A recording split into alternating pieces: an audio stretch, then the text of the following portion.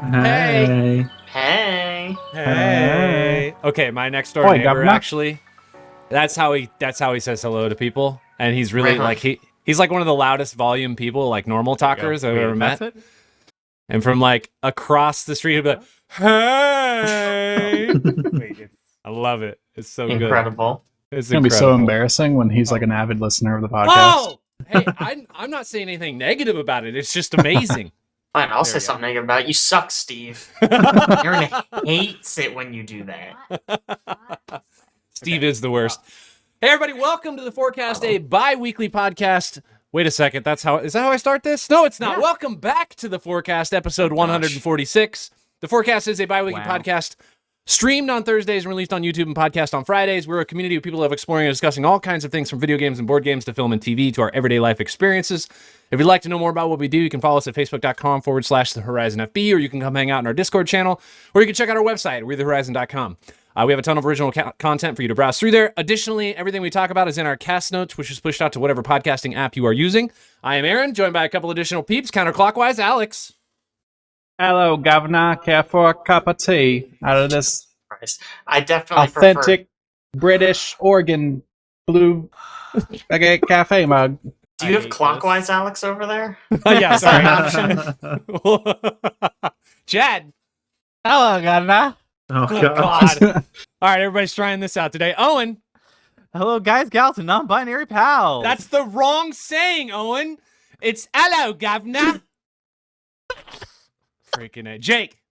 Hello, governor. I was really hoping you're going to say that like Rockthor. Hail and well met, governor. That would have been perfect. I should have gone for that. Yeah, Caleb. That's me, governor. Yep, that'll that'll work too. Let's start off the top with Owen's advice. I have some advice for everybody, and have you wanted to have affordable housing? Have you wanted to just get away? Is this an infomercial? No, this is my advice. I'm getting to my advice, okay? Have you wanted to just, get away and just have a fun vacation or a staycation at home? Uh-huh. Build yourself a pillow fort. I recently did that the other day. I took several blankets and we constructed ourselves a nice little pillow fort. We had it over the TV. We threw out a bunch of extra blankets and pillows and things underneath to kind of sit on. And I binged 1.5 seasons of Westworld in that thing. It was fantastic and it was a great use of a weekend. Do it. Build yourself a pillow fort. You'll enjoy it. It's just like it's like having your own little world inside of your home, which is also probably your own little world, but it's different and you'll enjoy it. So do it. The first thing you said was we put the blanket over the TV, and I immediately thought if I did that, I would knock the TV definitely on the floor. No, we managed to. We had it over top, and we had it taped to the wall, like just several inches above the TV, so that way you could still see the TV, and it wasn't resting on it, so it wouldn't like get tugged down.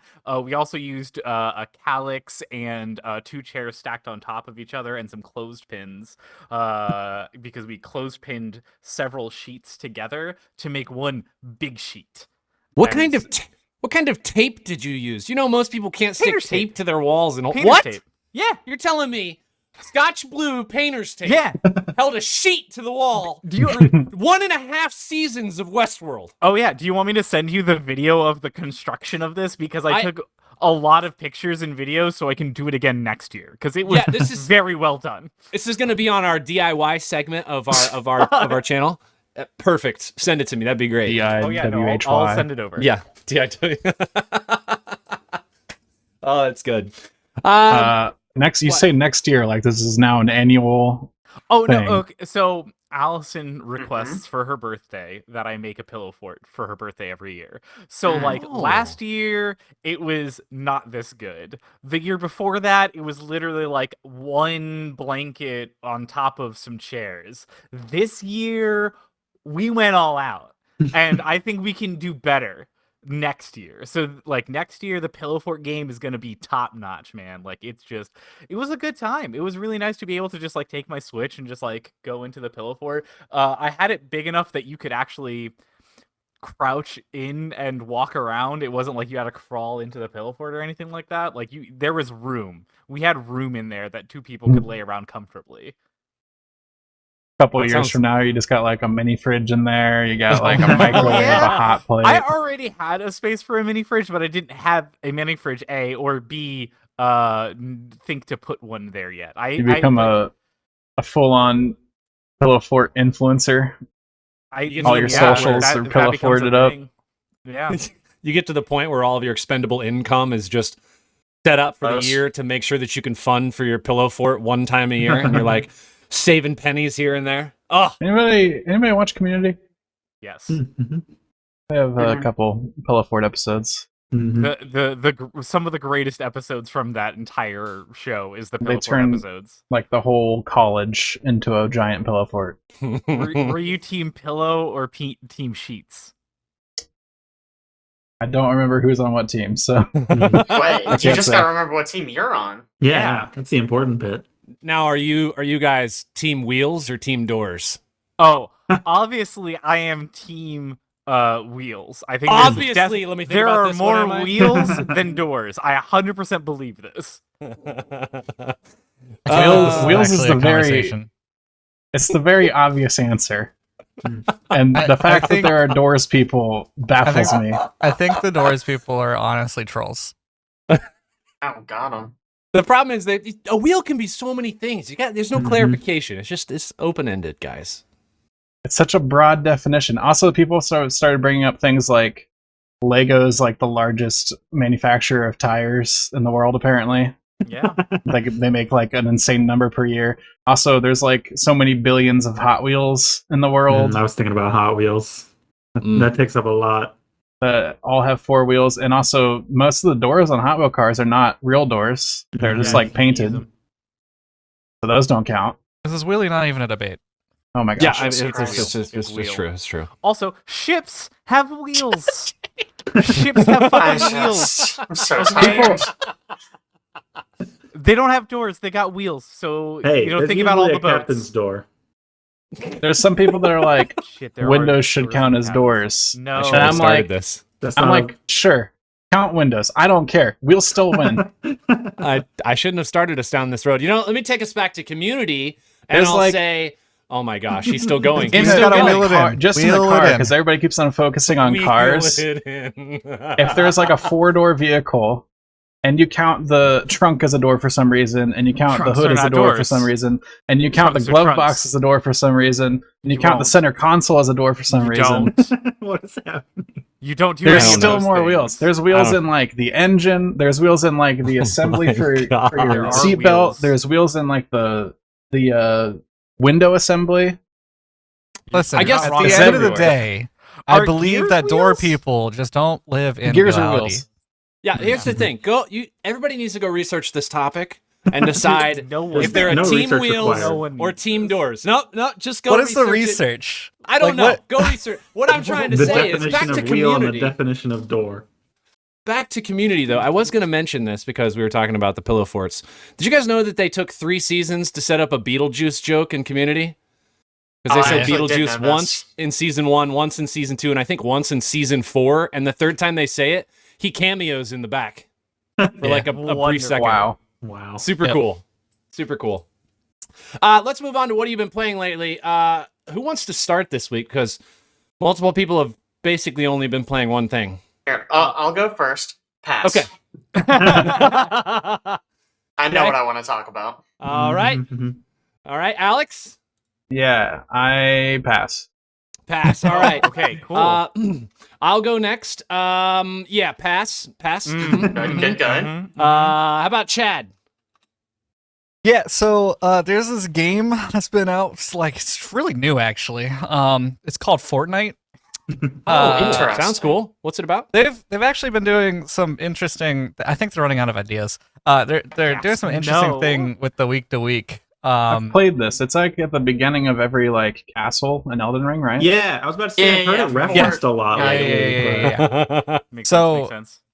They did a thing called Web Week, which, if you guys know anything about Fortnite recently, they added web Yeah, shooters Spider-Man. from Spider-Man to where you can actually like zip around the map. But, do you feel like Spider-Man? It's actually like honestly, it's really well done. Like Okay, it's all right. amazing how good the web shooters feel. Now, does it feel great having everybody thwip onto you because they could just get from literally one side of the map to the other within like 6 thwips? Did you No, say it's not great. Yeah, because you just like thwip. Anyways, the third party is astronomical, and they were even worse this last week because they're usually just in like specific Spider-Man chests around the map, dedicated locations. They had them in like every chest. There was a chance for them to just like drop out of it. So there was that, and then they added there's been bouncers in the past where it's like if you're like really high in the sky, you throw it down as it's a trap that goes onto a wall, and it gives you invulnerability, but it like kind of sends you up a little bit, and it gives you invulnerability to where you can get down, so you can like bounce off builds and stuff like that. So they added that with the web week. This week is, I think it's called like Aviation Week or something like that, but it's like all other animals that are like wolves, boars, etc. are just gone. The chickens killed them, and now it's Chicken Week. And so chickens are glowing purple or gold or blue, and you can like get loot off of them. And then if you attack a chicken next to another chicken, that chicken will attack you. And then if you hold a chicken, because you can actually hold a chicken like Zelda, it'll peck your opponent. So that's what's happening this week. That's Fortnite. Been playing that a They little definitely are running out of ideas. You're not wrong. bit. I mean, honestly, there's cinematics and stuff like that, and like all their ideas go into cross seasons, and then once the cross season happen, it's like they just blank on how to have the season progress. All the creativity goes into like, all right, we have Dwayne the Rock Johnson now. Now what? That's it. That's all Struggle. I've been playing. Well, That's that's, all you've been not all playing? I've been playing, but Well. Yeah. We'll get to it. We'll get to it. Don't worry. Wow. We'll get to it. Yeah, there's a game that I feel like a lot of you are passing on. Owen. Two of Yeah, them, I hey, think. what's up? So I've been playing a lot of different things. I did mention the fact that that I was watching some Westworld, so I decided that I would boot up Red Dead Redemption 2 online because I was like, hey, I like GTA Online. I'll probably like Red Dead Online, and I can like live my Westworld fantasy. So you were clearly watching season 1 and season 2 of Westworld. Oh yeah. Okay, all right. Yeah, Just no, checking. I've never seen Westworld before that weekend in the Pillow Fort, and Okay, then I was okay. Yeah. watching. All right. Got Um, it. Yeah, Red Dead Online is just campaign with friends. Like I like got in and they were like, yeah, here's all of these missions. Invite your friends and play them. And then I was like, oh, this is just like trying to do the campaign stuff like a co-op. And Jake, do you want to do that at some point? Red Dead Online? Probably not. Okay, cool. Yeah, that's what I thought. That's fine. And that's why I uninstalled it, because I got there, I got like started, and I looked at everything, and then I was like, "Oh, this is just campaign, but I need more people to do this with. I'd rather just do the campaign." And then I just uninstalled the game. So your verdict is good, not good? It's if you liked Red Dead Redemption, I'm sure that it would be good. It's the same exact thing. You have more stories to do. There's more, missions and things. You just get to do it with people. You've so done like, a bunch of that in GTA. Why is it different now? That's a good question. Because you've done a bunch. You've done like several of the heists that they released after we stopped playing by yourself. Yeah, I think that the main thing is the fact that I've done so much time in GTA that I've built my character to have things, and when I'm playing Red Dead, and it's just like, okay, yeah, you got to start off, you don't have anything, you need to do all of this stuff so you can get gold, and then you can use that gold to get guns to actually shoot stuff, and then I was like, wait, I have a game that I can just shoot randomly at like whatever the fuck I want. It's called GTA Online, and I've already done all of this. So then I was like, I stopped caring, and I just kind of left. I'd pick it up if people wanted to do it, but I was very much just like, oh, this is just more campaign. Meh. And okay. it was kind of whatevs. Also, did some Back for Blood, beat Nightmare. Nice. It is possible with all of the with all of the special spawns that they currently have in the game, and they are trying to lessen. It is possible to do it. I've done it. It wasn't too bad.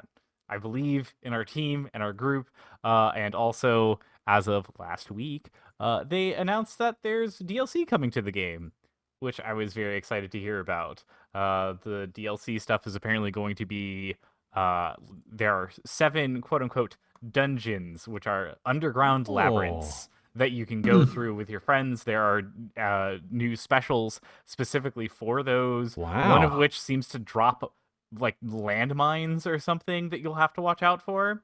So that'll be interesting.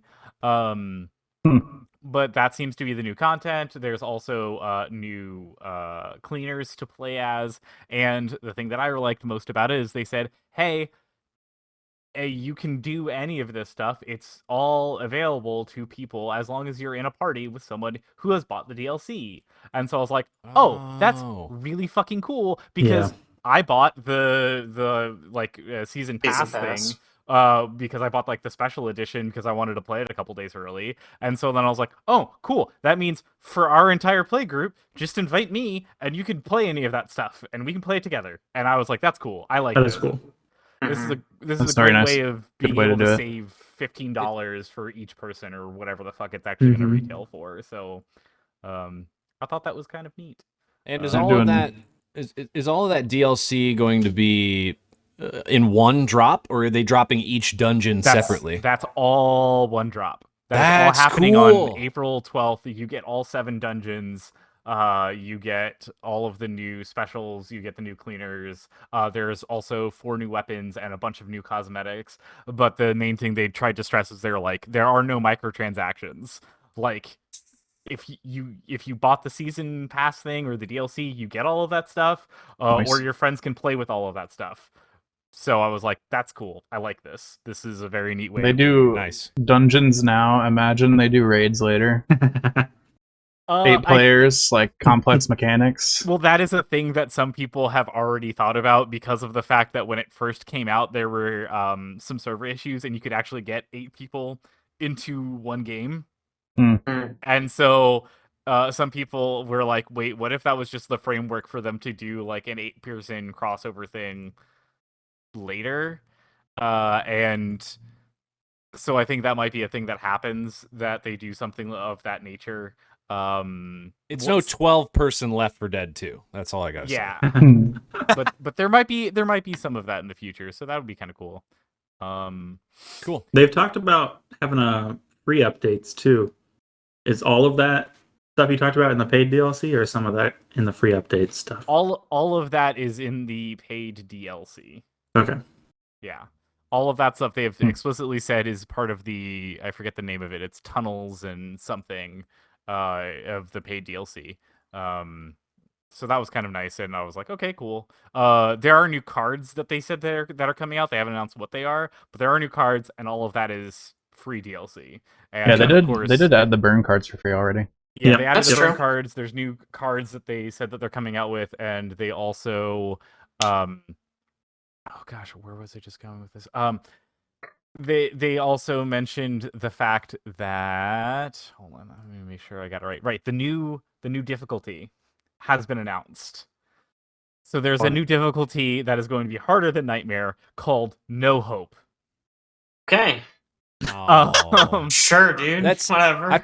I feel like that's good, because isn't it called Fort Hope? Isn't that the name of the? So No Yeah, Hope. there's I just like no that. fort. There's just no Yeah. fort. So they are doing something even harder than Nightmare called No Hope, and there is an achievement that they said that you can get it by doing the entire campaign on No Hope using 0 burn cards throughout the entire thing. Oh. I mean, the real question: what patch are we gonna get that on? Is Yeah. it one where a Yeah. special spawns every other second, or is it one where one spawns every hour? Yeah. Mm. Because If they the put- difficulty of that game switches so much patch to patch. It's wild. If they put Nightmare back to where it was when we started it, and then make this new mode like more similar to current Nightmare, I think that'd be a better range of difficulties. That's I think. true. I want honestly, this. I agree. I want this new mode to have no checkpoints, to be called Ultra Nightmare, and to leave a little tombstone where your group makes it, however far they make it, God. so that everyone else sees it in every other campaign that they're playing. Fun fact: there are no checkpoints throughout the entire act. No way! That's good. Yeah. That Sounds was miserable. that was It the does thing. They were sound just like, Does not sound if, fun. if you die, you got to restart the entire act over again. So you just got to keep trucking. Here's the problem. In a game where I can like rely on it not doing bullshit, like sure, but in a game where you round a corner, it's like, oh, we spawned 4 guys who can grab you and kill you in one hit. Yeah. I feel like it's less fun. You're Yeah. like an RNG ogre and a berserker and a bunch of these specials all at the same time. No game. No, I The would RNG not. for specials is kind of weird in that game. It feels very sporadic and very unbalanced. Like you'll have times where you're just like special, one after another, but then you'll have like nothing and then 5 all at once, and it's just like, how do you deal with all these guys? When I was doing it with the randoms online, that was very much a problem of like you would just have people that were like, okay, we're doing well, and then you just turn the corner and there's just like 6 exploders and you're like, all right, back to the checkpoint, just not even try. Like you just see people leave instantly and they're just like, nope, fuck They yes. should add realism mode where it's like minimal HUD stuff, don't highlight your allies. Yeah. Apparently You have to like do tactical reloads where you lose ammo if you reload too early. Tactical reload. One of that'd the be brutal. cards that they have announced that is being developed, but they don't know when it's going to be ready, will be a card that you can change the mods on your gun at any time. Oh wow! So sick. You'll finally be able to drop mods or put new ones onto it and be like, because the amount of times that we like pick up a gun and then you're like, oh wait, I have a lot of nice mods on this, I don't want to get rid of this gun. Now you can just be like, nah, fuck this, drop all the mods, drop the gun, pick up the new one, put all the mods back on, and you're good to go. That was like my favorite part of the game. Like the Tetris puzzle that I would do with mods. I would literally like, we'd be at the end of a level and I'd be like, wait a second. I gotta run all the way back, get this mod, and then like... I appreciate that they're making it a little bit more like Apex, where you can just drop mods. That sounds good. Yeah, which I was like, that sounds good, because then at any time you can just be like, the other nice thing is that you've always been able to drop a gun and anyone can pick it up. So you just need one person in your group to have that card, and then they can just be like, oh, what mod did you want, Jake? You didn't want this one? And they can just like throw it off and then drop the gun and give it back to you and then pick up theirs and just keep going. I always kind of liked the decision between picking up a better version of your same gun with no mods on it versus all of the great mods you have right now. Well, It does actually force you to like make a choice. Yeah. I do worry a little bit that all this introduces is like 10 minutes at the end of every level of, hey, you want to juggle guns for like, right, 5 minutes while we get all of the good stuff. Yeah. Which you might need in the no hope mode. Who knows? I mean, it's again, unless they do a better job. Like if it's genuinely harder than Nightmare was when we tried, I think it's impossible. Like just straight up, or at least RNG, where sometimes you just breeze through it, and other times it's legitimately impossible. Yeah, they've tweeted out saying that the changes in no hope mode reflect more of what old Nightmare used to be than what Nightmare currently is. What does that mean? Well, it's old Nightmare. Yeah, well, I think old Nightmare they mean when the game launched, which was, it was I launched, think, impossible. and it was literally impossible. Which was impossible. Okay, all right. So, That was when everybody just put on speed cards and ran. Yep. Okay, all right. Whatever, guys. Didn't they start nerfing speed cards? Yeah. Stop people doing that? I don't know. Yeah. Pick a lane, fellas. I just question a lot of their developments at time just because of the fact that they're just like, oh yeah, we put in this thing for like the doors, so that way you have to play this thing like this, because we wanted you to use this card that's not available until 3 months from now. And then I was like, then why did you nerf the door exploit? Like, why wouldn't you just hold that until you have the card available? Hodor? Yeah. Like, I don't. Too soon. And Too soon. They just do a lot of things like that are just like, oh yeah, we buffed this card to make it usable eventually. And it's like, why didn't you just wait until you have whatever card you're trying to combo this with to make that usable? I don't get the half steps that they do during some updates. It's very odd. I mean, it's like in Overwatch. They were like, okay, we noticed Tracer's pick rate has gone down, so she does 500 more damage. Fixed it. It's like, no, you do small steps. You give her 5 damage, and you're like, oh, that did it. Or, oh, we need to give her like a little bit more. You know? Yeah. Anything else you've been playing, Owen? Oh yeah. I've played a little bit more Planet Zoo, been enjoying that. Again, if you want to see a fun little challenge on that, check it out here. I'll be doing it tomorrow in the afternoon. And also Pokemon Arceus. I've realized that I wasn't as done as I thought I was. I was like, oh yeah, I caught some legendaries. I did the thing. I'm finally done helping the clans. I thought I was done. And then there was just kind of like this mission that was like, oh hey, go talk to this guy and like figure out the mysteries of the Arceus world. And I was like, okay, cool. Like I thought that was like just like a thing to go get some more legendaries and things. But then there's apparently like an entire other thing, and there's a very intense battle, and I was like, oh, fuck this game, where you have to do like 10 Pokemon in a row. And I was like, this is awful. It's And tough now when you gotta do a bunch of Pokemon in a row. now I'm like sitting there trying to like level up all my Pokemon and get like a decent team going, because I was like, oh, I actually need to battle and like. Oh man, you need to like play Pokemon. I That's need to tough, actually buddy. play Oh my God. Pokemon. Imagine the horror. Yeah, the worst. Caleb, how about you? What have you been playing? So, right before I left on a short little vacation, and by right before I mean like 5 minutes before, my Steam Deck was delivered. Everyone hates you. Yeah, Technically, sorry. you're already gone, right? I was over at Aaron's house. We were getting ready to leave, and then I got the notification that it had been delivered. So we quickly ran back to my house. Wow, that must have been a long journey, huh? Really tough to get back over there. Yeah, exactly. But I picked that up, and I've been playing some stuff on it over the trip. I tried downloading Elden Ring to play on it, but the download took forever. What, I haven't heard of this game. What's that? It's okay. We'll get to it. We'll get to it. All right. But I played this game Valve put out called Aperture Desk Job. Yes. Okay. Yeah. Which they put out basically for the Steam Deck. It's a kind of controls tutorial almost. It's basically a short that you play through. And it's pretty funny. It was nothing particularly special, but it was enjoyable. I mean, they put it in the Portal world. It's clearly not Portal, so sure. Temper your expectations on it. Yeah. I did appreciate when they put it out. They in the blurb about the game. They were like, "This is not Portal 3. Like, do not get excited about this being Portal 3. This is a small freebie, not Portal 3." Yeah, Portal 3. No.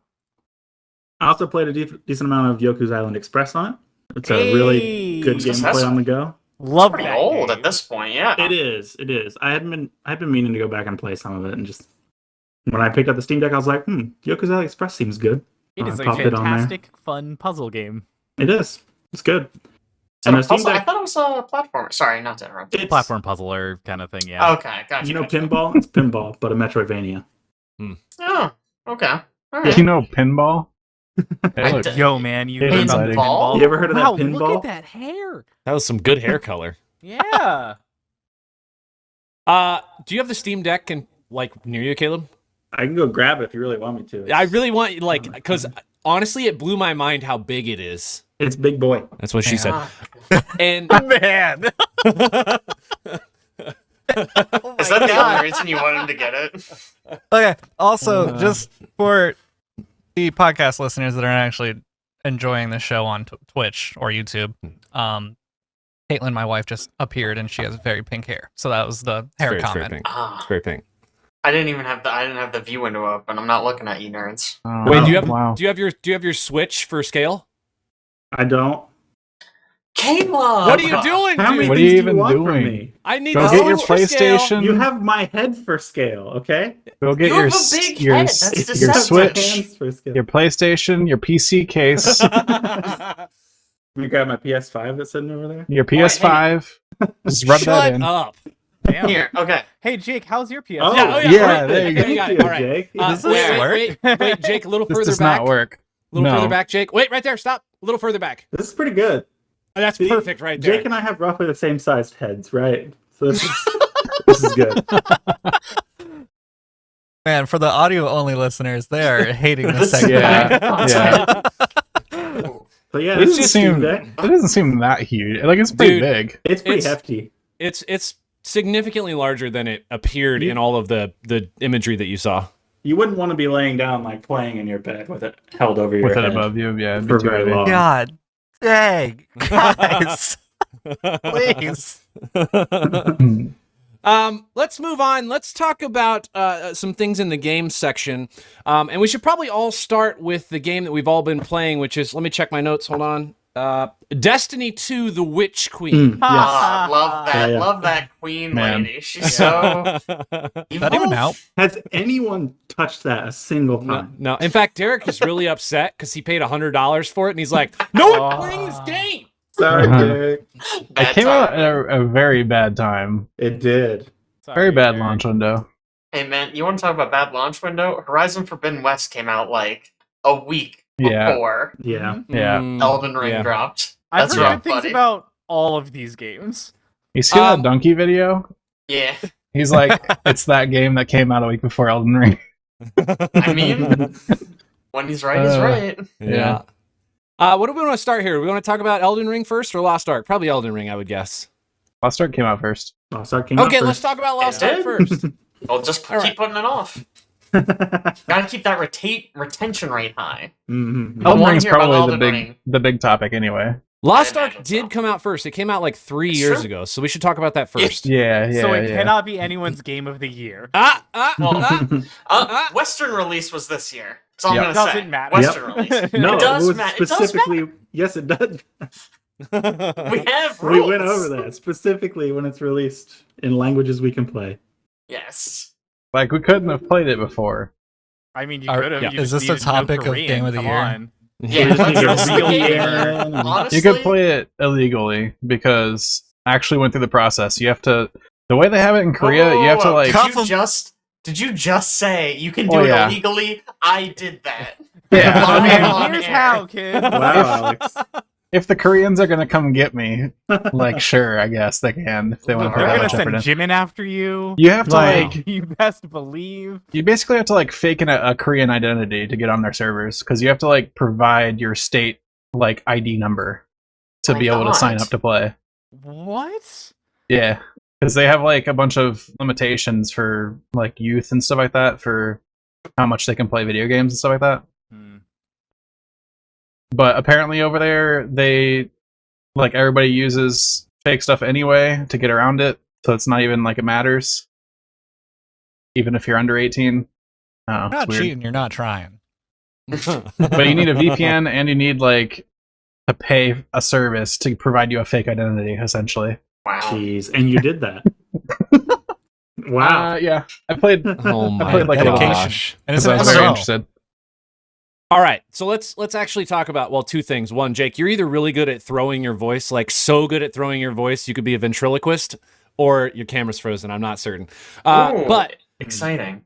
two, we should talk about a little bit about this game, about what it is, rather than just how Alex illegally played it while it was still in Korea. How he did some crimes. Yeah, it did some crimes. We're talking about Lost Ark, which is an isometric Diablo-like MMORPG. Yeah. And Great. multiple. I think all of us have played it, right? Great job, Aaron. I think so. I really been, I Describe wrote our it game. down. Yeah, no. I wrote it down a week ago. I've been scratching off and like changing it. All right, It I'm glad started Started out off with it's a roguelike dungeon Yeah. crawler. Yeah, FPS. I thought about it. Well, I mean, it is all those things, but I wanted to really narrow it down to what it Mhm. actually is. This game came out in 2019 in Korea. It came out this year, just actually, 3 weeks ago, maybe 4 weeks ago. It's fun. Who wants to talk about this game? Who's had the most fun with it? Jake, maybe? Me? Chad? I mean, if we're going off of numbers, Alex? no. I have played like a fraction of, I think, everyone else here except for Aaron and Owen. I haven't played. Yeah. I played. have like 150 hours or something. Yeah. Oh. I nominate Alex to talk about it. I'm not as far as Chad though. Yeah, I will Even get though Chad's just better at games, though. That's I have, true. I have a lot of time on alternate characters, and I think Mhm. pretty much all of Chad's time is on the one character. I mean, if I had to Um, pick a resident MMO expert, it would be Chad. True. Yeah. It's true. I don't know if we True. want to pull him in later for the expert opinion, or True. I'll talk a little bit. It's so as Aaron said, it plays a lot like Diablo. You basically have instance maps that you clear essentially. You're running quests in the area, ranging from kill stuff to talk to people to bring things to people. You know, typical MMO type quests. But most of that doesn't really matter because all of the 15 classes and all the skills that all of them have are incredibly satisfying to use. And so you're just like smashing people's faces. For instance, like I'm actually kind of into the story, but some people I've played with have not cared a bit. Like Frank, for instance, put the game into German language mode and skips literally all the dialogue. So he has actually no idea what's happening in the story. He's still having speed run Fallout New Vegas. they You do put that it to in a different speedrun language? almost anything. Yeah, some languages are just faster. Yeah. That's a fact.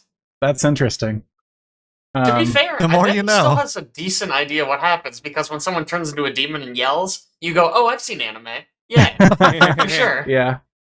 And that's the thing. It's like this game is such like a love letter to like pop culture and anime and all that kind of stuff. Like there's so many references to like Harry Potter and Lord of the Rings and Dragon Ball.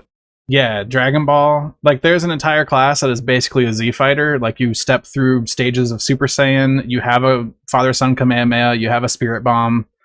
Like it's crazy. I think all the major set pieces of the story are very, very fun to experience. Annihilating like literally hundreds of dudes with very flashy skills is always a blast. Armin, one of the main story Aw. characters, is freaking Armin. hilarious every time he shows up. I like it's written where it's kind of meant to be serious, but it's so corny that it's funny. And he'll go 5 seconds saying something like "I'm never gonna use my demon powers again," and then literally in the next scene turn into a demon. It is Hilarious every time. He's the best. When he swung in on the cannonball or on the wrecking ball and was just like, "Hey guys, I'm here! I Yeah, got it!" so Ridiculous. funny. Yeah, and so basically you can just play it. I think you could play it easily as like a single player ARPG experience and have a great time with it and just go through the story. Absolutely. And then they also have like a bunch of added elements for people that like the MMO stuff, like towards the end game. Like once you hit 50 and start doing end game content, you start the wheel of the grind to try to upgrade your gear. Because you have normal leveling, of course, up to 50, and then after that you have leveling up your gear item level. So Chad's up at like item level like 800 something now, where I'm still at like 500, I think. You basically you play through like the meat of the story at like item level somewhere between 100 and 200, if that gives you a point of reference. Yeah, So I'm around like 86 right now. You start exponentially scaling at the end of the game to do the much harder content. Right. So you have different tiers that you're going to go through where like as soon as you hit end game content where you could do like chaos dungeons, abyss raids and stuff like that, you pretty much get your 302 gear set. And so you wherever you were, you'd probably be like around 250. You jump to 302 pretty quickly. And then from there, it's like a progression of it goes like 302 to 320, then it goes from 320 to 340, 340 to 360, so on and so forth, up to 600, and that's tier 1. And when you're honing, there is different materials that you're using to hone. So there's like Guardian fraction tokens, and then there's destruction tokens, and then there's also the Harmony Leap Stones. And so the Harmony Leap Stones are universal between armor and weapon, and then the Guardian and Destruction are just Guardian is armor and Destruction is weapon. So you need all of that, which you get from your 2 Chaos Dungeon raids. You get a bunch of the currency. There's some islands that you can do to get more of the currency, Harmony Leap Stones, etc. Once you start leveling up your gear, though, you get to a certain point where instead of it being 100%, you could just click a button and then boom, you're honed. It starts diminishing by like 10% each time, down to around like, I think I was around like 50, 45% at one point in tier 1. And when you lose out on a percent, you gain some back. So like if you miss a hone, you gain a little bit of percent back so that you're not always failing constantly. And I noticed, and I don't know if other people have noticed this, because I was just very unlucky, statistically unlucky. There was actually one time where they just gave me a freebie at one point, to where they're just like, listen, you failed too many times. Here's 100% hone. So once you got out of that, though, once you get out of tier 1, you have to go do another island place, go through the story. You start at 600 at that point, and then you do your first like 2 chaos dungeons. Boom, you're at 802. So it's a really like fast progression jump right at the beginning. 100% honings, and then it starts diminishing as the end of the tier happens. So kind of makes more of a grind towards the end, and it's more of a holy crap, I'm progressing. Like this is really cool at the start. And so I'm in that holy crap, this is cool, I'm progressing right now. I think the reason it's set up like that, and if I'm not mistaken, I think tier 1 was the only thing that was like in the game when it first came out in Korea. Mhm. And then like major patches came out and introduced tier 2. So like they had to extend the life of tier 1, so it like got harder to level up the deeper you went into it. And then tier 2 comes out, it like resets everybody, essentially gets everybody to a common number, and then like slowly gets harder to level up again. And then they started in the West with at least some of the tier 3 content out, I guess, is how they decided to do it. And they've actually already announced they might have put it out already, an update that has like a new Abyss raid and new story content already. Yeah, I think the pillar is actually there. I walked over to it and couldn't access it because I'm not 13 whatever.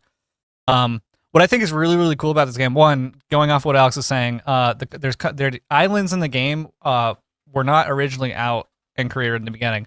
They were actually the catch-up mechanic, because there's like the quests and stuff that you could do that are very quick to get the materials you need to hone. And then the second thing is really cool is once you get into tier 2 with one of your characters, you can still get the materials for the tier 1 on that same character, or any extras that you have, you can just toss them to alt characters. And so now you can just work from tier 1 to tier 2 on your alt characters without even really, begrudging the fact that you're going to be using up the various amounts of currencies. And then you can focus on tier 2 currencies with your main character, and so on and so forth between tier 2 and tier 3. Another thing that's really cool is if you level up your stronghold, which is something that we haven't even touched on. Stronghold is something that you get to where it's like a little base camp thing where you can do various different research things and send out ships to do different missions to where you get more currencies, do feasts and stuff, have different traveling merchants come in to that area. One of the things that I actually just researched today was a 20% boost on honing chance for my alt characters. So I probably won't have the same struggle this time going through where it's 50% and I'm just failing over and over and over and over again. Better knock on wood. Yeah. So I just kind of give my perspective here, just because I don't really play MMOs, but I love Diablo. This game is definitely feels different to me for a couple reasons. It does some things really well. The visuals are incredible in this game, especially for all of the abilities. Amazing, honestly amazing. Things that feel trivial to me that maybe didn't feel as trivial in a game like Diablo is the side quests. Just absolutely pointless, but Alex already touched on that. The main storyline is great. Yeah, one thing they do good on the side quests is they're almost always laid out along the main quest path line, so you never have to really backtrack for them specifically. Yeah. That part's they nice. do a really good job of that. They still feel like I got to the point where I thought you guys were reading everything and I was just getting behind, but then I realized nobody's actually paying attention to the side quests. Most people are just playing the main quests. You're like mashing G to get through because G for go and G for jump and G for roll and G for walk and all the things you do is G. G for give me the next quest. The other thing that I feel like is a little trivial, and this probably is just because it's an MMO, is items. For me, as even a low level character, like gaining items, I don't read about them. I don't really feel like they're important. I'm just like, I look at my inventory. If something's got a blue up arrow, I select it. Versus, I really do like in Diablo when something drops and you get that freaking green beam of light coming from the ground. And you pick it up and you're like, it's from an item set or something, and it's just cool to try to find one of those things. And their drops are so rare that it's like, whoo, this is super cool when it happens. So to me, those two things are missing. I don't think they necessarily need to be there, but it's just that's the difference that I feel between playing this and playing something like it is less Diablo driven. Yeah, the biggest difference for me in this game and Diablo is that in Diablo there's a whole bunch of classes that I'm like, I don't have any interest in playing that. This game, every single class and subclass seems fun, seems cool and interesting. Yeah, it is kind of wild that they did such a good job on all of the classes. I love the fact that that's a thing, and then also realizing that alts are viable in this game, because most MMOs you just don't play alts. Like if you're just a person that wants to go in and play endgame content, you pretty much just forget alts exist. And maybe you play them after you've got to endgame and you're trying to figure something else out. But no, this one, it's like I've seen some characters and I'm like, man, I want to play that one, and then I'll go try it. And then it's really cool is there's the power passes that they give you right out the gate to where you could just boost your characters up to level 50, 2 of them. And then also your stronghold can just transfer knowledge, so you could just infinitely boost, as long as you have gold, characters up to level 50.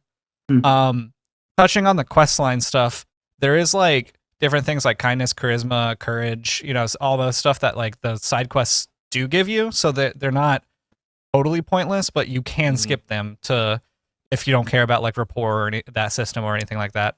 Yeah.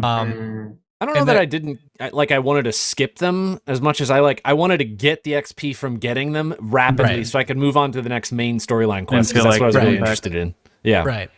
And then I think the difference from something like Diablo is there's way more quests here. Diablo, you talk to one person in town and there's an overarching objective for the area of the world. Right. And then you basically don't follow anything except for just going out and clearing the map of monsters.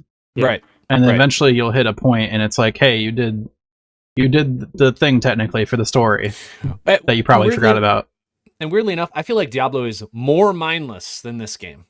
Even though you're mashing through quests, I still feel like playing Diablo is you're not doing anything but hitting monsters, and that's it. And you're running to the next quest. Also, the loot thing is a valid point. I think the loot in this game actually feels more like Destiny than anything, because you get a bunch of stuff that you don't really care about, but the number's higher, and so you'll just equip it or infuse it into the thing that looks better. Sure. And it's not it's significantly different. It's not changing your abilities or anything like that, but it's a higher number, so it's okay. Right. There is actually a system that for instance, when you're honing your gear from 302 to 600, you do an Abyss dungeon, which gives you 302 gear, and you're like, well, I'm 500. Why do I need this 302 gear? But it has set bonuses. And so what they did is they implemented a system where you choose that piece of armor and the armor that you've honed up to 500, and you transfer the 500 level over to that other piece of armor, which Alex says is super Destiny, like Destiny style infusions. Yeah. Which also something we didn't touch on is Abyss dungeons is your atypical dungeon that has mechanics that you actually have to follow. There's different phases of bosses, different things that are more challenging than just, hey, let's go into a chaos dungeon, literally roll my face across the keyboard, kill everything, get the loot and the materials and stuff. Like Abyss Dungeons is like actually like you formulate a party that actually knows mechanics and you go through. You can fail it constantly. It's great. Good stuff. Also, there's a lot of stuff that's like cross character based. Like they call it roster based. So Roster's a lot good. of your roster unlocks and upgrades and things that you're progressing for your roster, that means it affects like all of your characters together. Mm-hmm. So that's another encouraging thing for playing multiple characters. I was surprised I'm so into this game. I was also surprised Jake's so into this game. The only MMO I've really played, well, I played a couple up to like 15 hours or something. I've got like 60 plus hours in this game already. And like 6 different characters I've been playing on it. It's just fun. All the combat's really enjoyable. All the skills are flashy and snappy and fun to use. Satisfying. It's just a blast. But even if you don't Also, really like MMOs, probably worth trying out. It's free to play. The story just like keeps on going places too. Yeah. And there's like stuff that you haven't gotten to yet that I'm like, I cannot believe they put this in this game. This is like the first half of the crazy. story is like kind of slow and boring. It's basically like go find this seal, and the entire first region is you just doing random things for people in order to eventually get the seal. But then you get to the second region where there's like an actual story about a civil war that's happening, and you got to like solve it. And that area is great. I love that section. It's a lot of fun. I'm excited you get to a get some ship later and you story. start exploring the world and realizing there's like other types of contents or continents, and it's like, yeah, of course they added this. Why wouldn't they? They put everything in here. Like literally everything is in this game. We probably should note the best, like one of the best interactions in the game is there's this one fence. Okay, I shouldn't mention that. All right. Fine. I won't. No, you can talk about your fence. Caleb, we're playing the game, and he's like, "Hey, we got to get these Kurok seeds or whatever the heck they're called." They're Makoko seeds. I know. They're not I know. Korok Seeds. Yeah, you got it. He's like, "It's behind this fence. We got to hit this fence." We go over. We're like mashing on this fence, and he's like, "It's almost down." And that was like 2 minutes, and then they're like 10 more minutes passed, and he's like, "I'm serious. It's almost down." There's like 20 of us hitting this fence. It was awful. It went down though, didn't it? Eventually, I got to the point- seeds and out we of got it. like 3 seeds. Fuck yeah, dude. I got to the point where I just set my mouse on the screen. I turned to the side. I started browsing Reddit on my phone, and I was just mashing, QWR, ASDNF. It was just bam, bam, bam, bam. Many skills that good. Man, it was something. I guess we never mentioned it doesn't really have the typical MMO triad of tank, healer, DPS. Almost all classes are DPS. There's like 2 subclasses that are more support and maybe 1 subclass that's more tanky. But basically everyone does a lot of damage. Let me tell you Paladins. when you get those support classes in your group on like the Guardian raids or the Abyss dungeons, it feels good. Does it? Oh, it feels good getting like the shields or like the semi heals that like the bard has, the attack speed buffs. Like it's real good. You could tell a difference. You still want one, huh? Yeah. oh yeah. Solid game. Yeah. I'm excited to play some more of it. Mm-hmm. We should probably move on to the game that we all liked a little bit less than Lost Ark, which is Elden Ring. Elden Ring. If you don't know about Elden Ring, I don't know what world you're living. You're living on a rock, I guess. Because it's freaking everywhere. Let me just say 2 things about Elden Ring. Number 1, probably game of the year already for multiple people on this podcast. There are other things that are going to come out this year, but this game is so freaking solid that really going to be hard to topple. Basically, if Silk Song doesn't come out, this is going to win. Yeah, probably. That's a game of the year podcast. Yeah, done. Good to get it done early. Elden Ring, published by From Software, the guys who made Dark Souls and Sekiro and all those other games, because they're all basically similar. Bloodborne. The good one. You named the good one last. Demon Got it. Souls. Demon The Souls. best one, I should say. They made this open world version of this game. It is a dark medievalistic setting. That's a And Realistic, yeah. Medievalism is a thing. I looked this up. I had to make sure that I got the word right. Medievalistic. Wow. Medievalistic. Anyway, amazing game so far. I don't need to be the person to talk about it. I've only put 25 hours in. Other people in this podcast have put over 80. So I'm gonna just Only over 80? yeah. Are you sure it's not like I saw that Caleb had other games that he played and I was like shocked. I was actually Yeah. like That's because I played them on vacation. There it okay. is. True. While we were away, I played different games on my Steam Deck that weren't Elden Ring for some reason. Because I couldn't download Elden Ring on the terrible hotel Wi-Fi. Yeah. Feel free to tell us about Elden Ring. I'll interject some comments afterwards.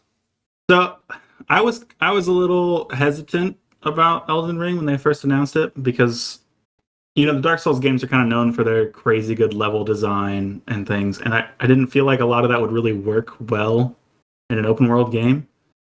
But man, they have like knocked it out of the park. It's basically Dark Souls, and everywhere you want to go and explore, there's something interesting to find, like everywhere. Mm-hmm.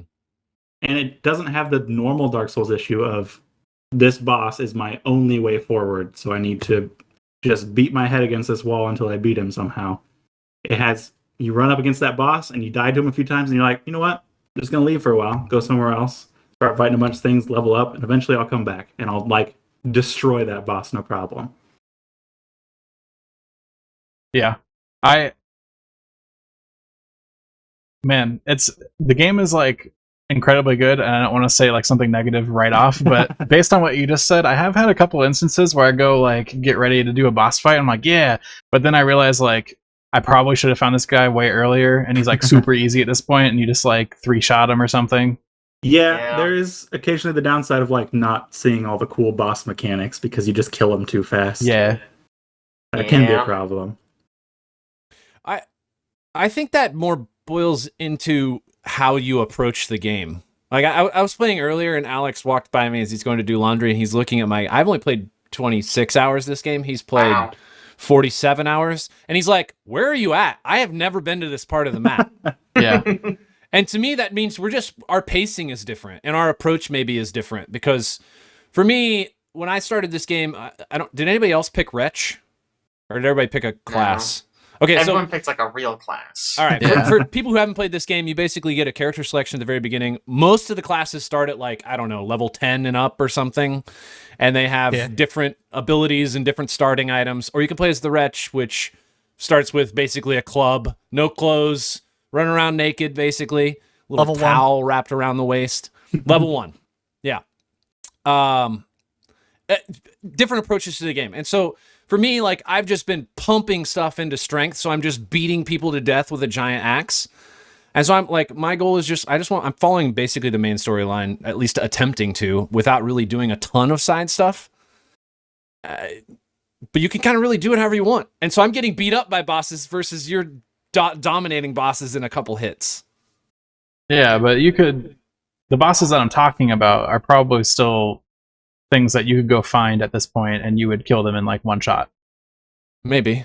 I don't because know I'm talking about like stuff that you don't find on the main path. Like you go back to like the starting area or something and explore a little bit and find like a cave or something that has a boss at the end of it, and it's like this could have been an interesting fight right at the beginning of the game, but now it's like I just annihilate it. It would be nice if if at some point they added things scale up to your level option. Oh yeah, across the map. Well, yeah, just as an option, that'd be kind of a neat. As an option. I also don't like scaling usually. Sure. Honestly, New Game Plus. I feel like you say that you're like, this boss mechanic would be cool, which is true. But the moment you leave that region and go to a different region, it feels so much more deadly. Like, you go from whatever the first area is called to the area with the red plague or where they're burning everything. You just get the red zone. white. Don't go there. Yeah, my current issue is I've hung out in like the starting area for so long that when I go to bosses that are past the Great Lift, it's like, holy crap, I'm getting absolutely owned. But then I'm like, somebody shows me a boss that I missed, so I go back and I'm like, oh, I'm like 2-hitting this guy, like, buff. And then I go back up to the Great Lift again and I'm like, man, I'm getting punished again. Like, So it's like that toss up of like you're very strong in some areas, Sometimes. but you're still progressing in this game that knows how strong you're gonna get. So there's still that progression that you can do. Yeah, I was talking about the roller coaster the other day. Like the game, this is like the best game I've ever seen. That's like good at making you feel like a god 1 minute, and then making you feel like you're the worst video game player ever. This like the next minute, like a tarnished, like a wretch. Yeah, just a dirty tarnish, dude. Yeah. I 100% would have picked Wretch if I remembered how a Souls game leveled. Because same. I chose the hero, which had like 16 base strength, I think. That's right. Yep. You got it.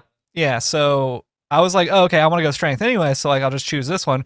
But then there's like other stats like I don't really need that are kind of up there as well, and it just kind of ruins the spending of runes. Yeah.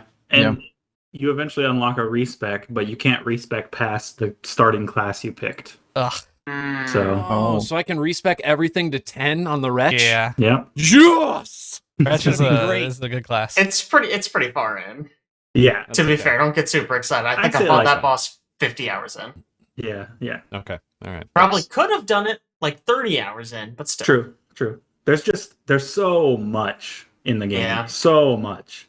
And all of it seems good. Can I just say, like, the poison swamps? Maybe leave those out next time. But they give you a horse. They did give you a horse, so the poison and swamps the horse can basically just don't go matter. through it. Well, okay.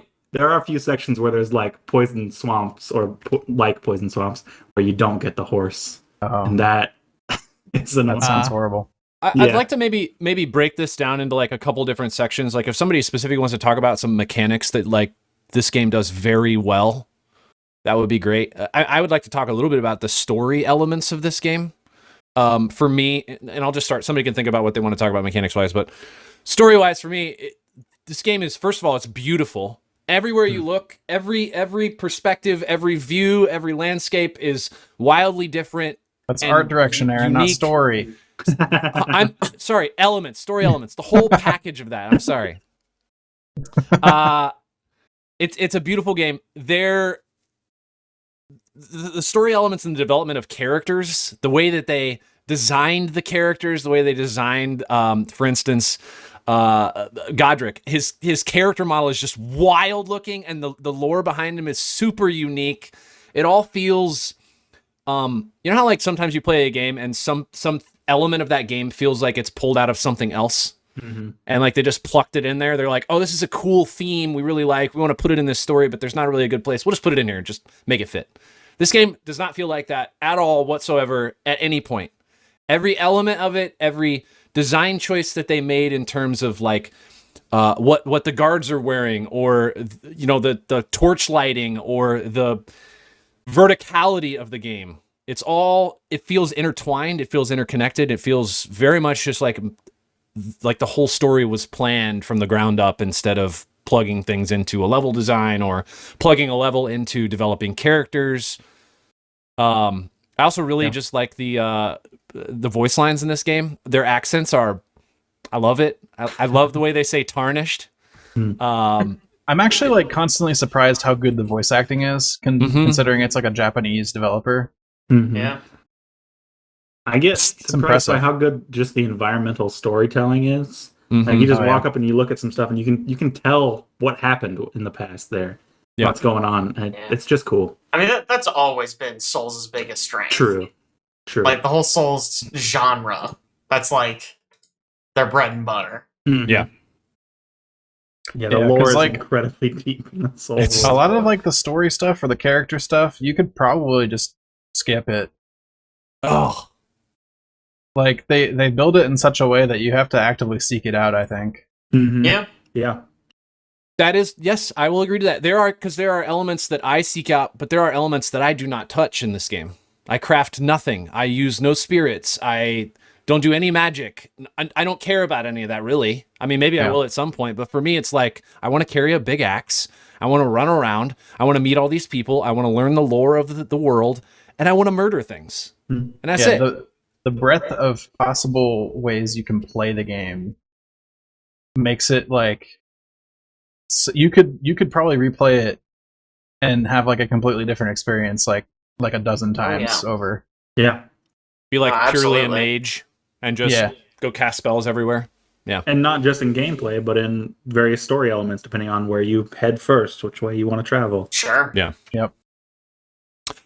So I'll pass it on to someone else if somebody wants to talk about like mechanically things that just like really make sense in this game. I mean, the horse is for me, like multiple people have said, giving you a horse is like a really good idea, but somebody can highlight some other mechanics too if you'd like. Just to talk about the horse. Not only is it a great idea in general, it is the best. This is such a small thing, but it is the best mounting animation ever. It's so snappy and fast. You can just keep going. You don't have to whistle for your horse and then wait for it to trot up and walk over and mount it. You just call it and you're on it. Boom. When I finally figured out you could dismount by hitting like the stick in, and then it also dismounts very fluidly. That's great. It's clean. It's very clean. It's great. To go along with like, I guess, mechanic type stuff and talking about the breadth of ways you can play the game, their like weapon design is unmatched, I think. Just having unique animations for like every different type of weapon and having so many different options that you can choose between, and like unique abilities for every weapon. And then you can like switch those out with Ashes of War and change like there's systems in the game for how damage scales on the weapons, so you can like change those to suit your build with the Ashes of War. Same with like armor. Armor is a little bit more limited, I feel like, as of right now, but still like tons of options. Armor has special abilities sometimes.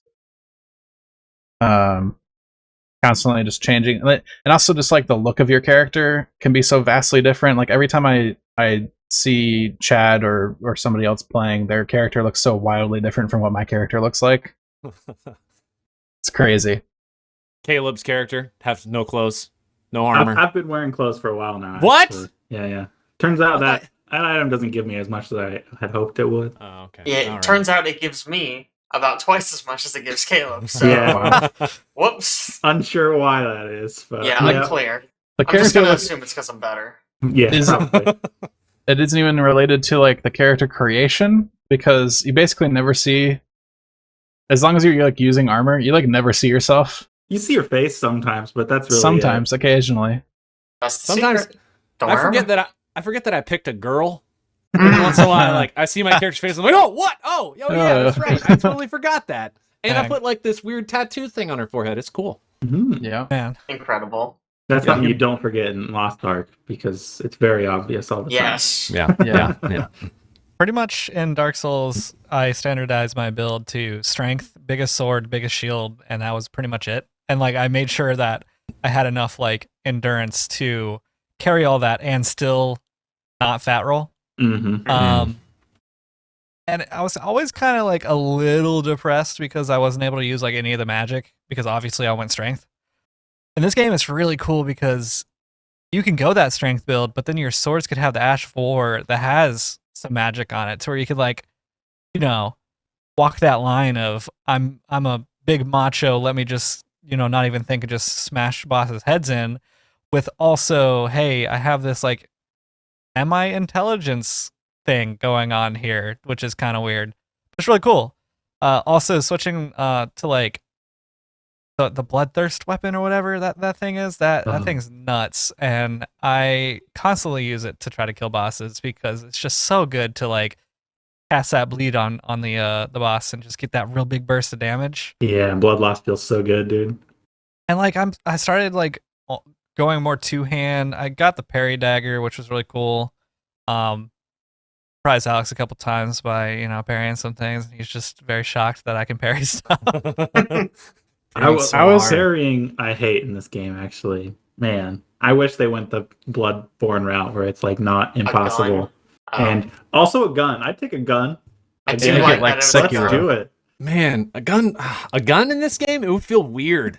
Nah, dude. Maybe like a blunderbuss. Here's the thing.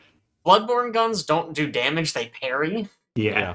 They can do damage, kind of, sort of, sometimes, They but can mainly they parry. if they do scale off of a stat, but You can also get a mainly you parry cannon, with them. which That is does change the math a bit. That's a weird thing to say, that the guns don't do damage, but they parry.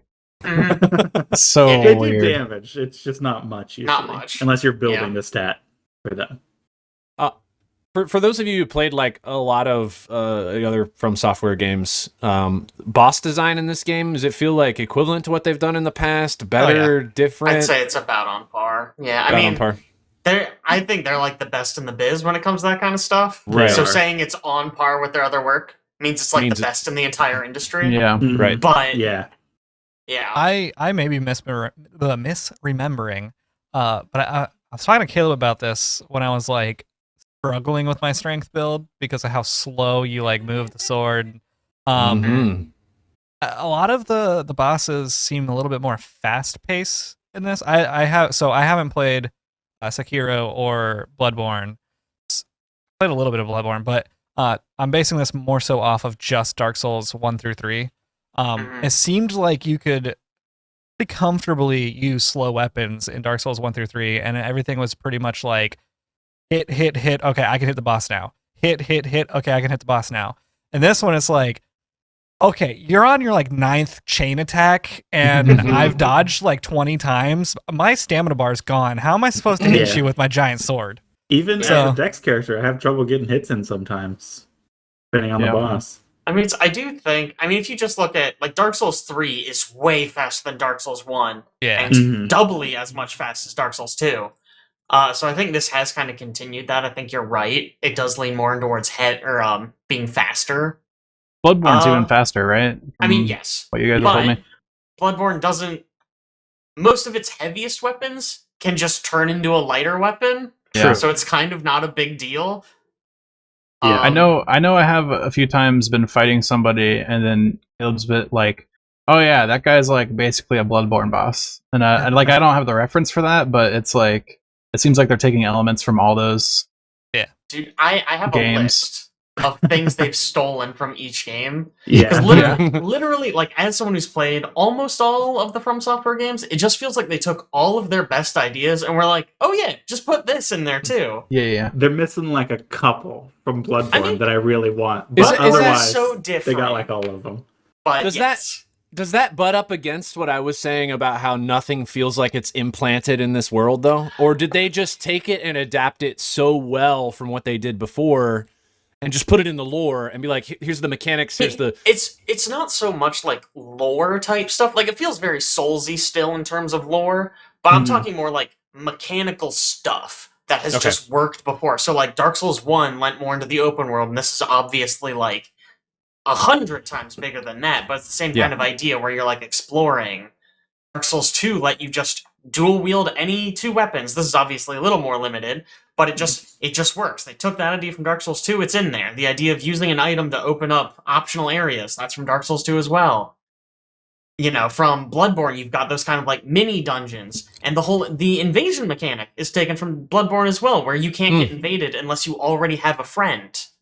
Because like in like Dark Souls 3, there were several times I'd go into a new area and be like, oh man, what's this? And then I would get invaded, and I would get instantly murdered because I don't know what the enemies do. I don't know what the area is like. And this guy is like level 50. It's just like, oh, okay, I guess you just win this one. I don't know. Right. I really enjoy the invasion mechanic and how playing through as a single player person, you either opt in or opt out with the tongue. Yes. And then, It's great.